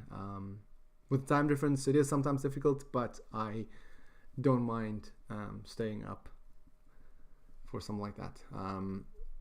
Thank you so much for doing this. Lots of fun. Thank you, Kurt, for tuning in. I appreciate it. Thank you so much for everybody. Thank you for the comments. Thank you for commenting. Thank you for watching. Thank you for giving ideas. Thank you for just interacting with me on this. I really, really appreciate it. And thank you for supporting my channel. I really, really do appreciate it. Will you give us some information about next live? I don't want to miss it. Yeah, I will definitely post on my community tab, so keep an eye on that. I know this live stream was a bit of a short notice. I literally woke up this morning after not sleeping much, after watching the trailer so many times in bed on my phone, because I just couldn't sleep throughout the night much, and I just kept watching the trailer over and over and over. And this morning when I woke up, it's like, you know what, I'm just gonna go online again, hop on again, talk about some stuff that I thought about, because I literally woke up at like 4 a.m. and started thinking about the trailer again, thinking like, okay, what if this, what if Kiri is this, what if this connection. So I just like, I'm just not gonna be. It's that thing when you have something on your chest and you're just like, I just need to talk about it. I just need to get it off my chest. So I just hop online and again, it was short notice, but I will definitely give you guys notice in the end. But would you guys like it if I did a weekly show called Inside Pandora or something like that, where every week I just talk about the news and the like a weekly recap kind of thing, do a live stream of the weekly recap. Danny says yes, thank you very much, appreciate it. Powerball, okay, that's interesting. I don't know about Powerball, but good stream, yes. Take a good rest. Thank you again. Thank you for tuning in, Sam. I appreciate it. Thank you, Avatar Fan Editors. I appreciate it. Thank you, Topic Podcast Network. I think it'll be Inside Pandora, maybe. It makes sense, like thinking of a new IP, then IP would be Inside Pandora. Thinking of a new name would be a new IP. So that kind of makes sense. Thank you for an amazing info. Thank you for tuning in. Would love it. Thank you. I don't know if I'll do a face reveal yet. Maybe not. We'll see. We'll have to wait and see. But thanks for tuning in. Thank you for tuning in for the live streams. I really appreciate it. Wherever you are watching this from the world, get some rest, get some sleep, and drink water. Water is important. Stay hydrated. Do I have a podcast, Sam? No, I don't. I don't have a podcast. That's what I'm saying. I was just like thinking about doing this with like, because I made the title Inside Pandora, so I'm just thinking maybe I should do a weekly show called Inside Pandora. That would be something. But again, I'm new to all of this live streaming stuff, so there's a lot that I'll need to figure out. But I appreciate all of the live streams. I appreciate all the support. I appreciate all of the comments, and I appreciate that you guys join me. Thank you, Topic Podcast Network, for tuning in. It's probably very late or very early by you, but I appreciate it. Avatar Fan Editors, thank you for your comments. Thank you for the support. I'm really humbled by it. I'm really appreciate it. It means a lot to me that people are viewing my content, just interacting and just talking and just giving my opinions. And like I said before, I really appreciate all the feedback. And also importantly, if I'm wrong on facts, people have quickly pointed out when I got facts wrong. That's also very important. I'm only human, make mistakes, I'm not I would say there's still a lot of stuff that I sometimes get wrong. So don't be afraid to tell me like, hey, you got this wrong, or hey, this is not true. I made one video about Kiri not too long ago, and people were quick to say like, hey, there's one fact in this video that you got wrong. So I took the video down and I re-edited it, and I took that section out to correct it. So, I don't take offense to it. Tell me if I'm wrong. That's important. I want to be told when I'm wrong. I don't want to spread misinformation. That's the worst when people talk about stuff and they just randomly talk about stuff and people just go on it and it's completely wrong. So yeah, please keep that feedback coming, and yeah, I'll definitely look into doing a weekly show. Maybe this is the first, make this episode 0, I guess, in some way. But yeah, I appreciate the feedback. I appreciate the interaction, and don't forget to check the pinned comment where I'm giving away a copy of the Art of Avatar: The Way of Water. Like I said, it is a worldwide competition, so doesn't matter where you're from. The book is only releasing after the movie, so the competition is running throughout November. It is not a sponsored. I cannot speak right now. Sponsored competition. I'm buying the book out of my own pocket, and I'm going to send you the book wherever you live. So once a winner is decided, I will contact the winner, and once I have exchanged details with the winner and everything, then I will, of course, then I'll make the winner public. So make sure to check out the pinned comment, and thank you for everybody for tuning in. I really, really appreciate it. It really means a lot to me. And until next time, have a fantastic day and stay safe.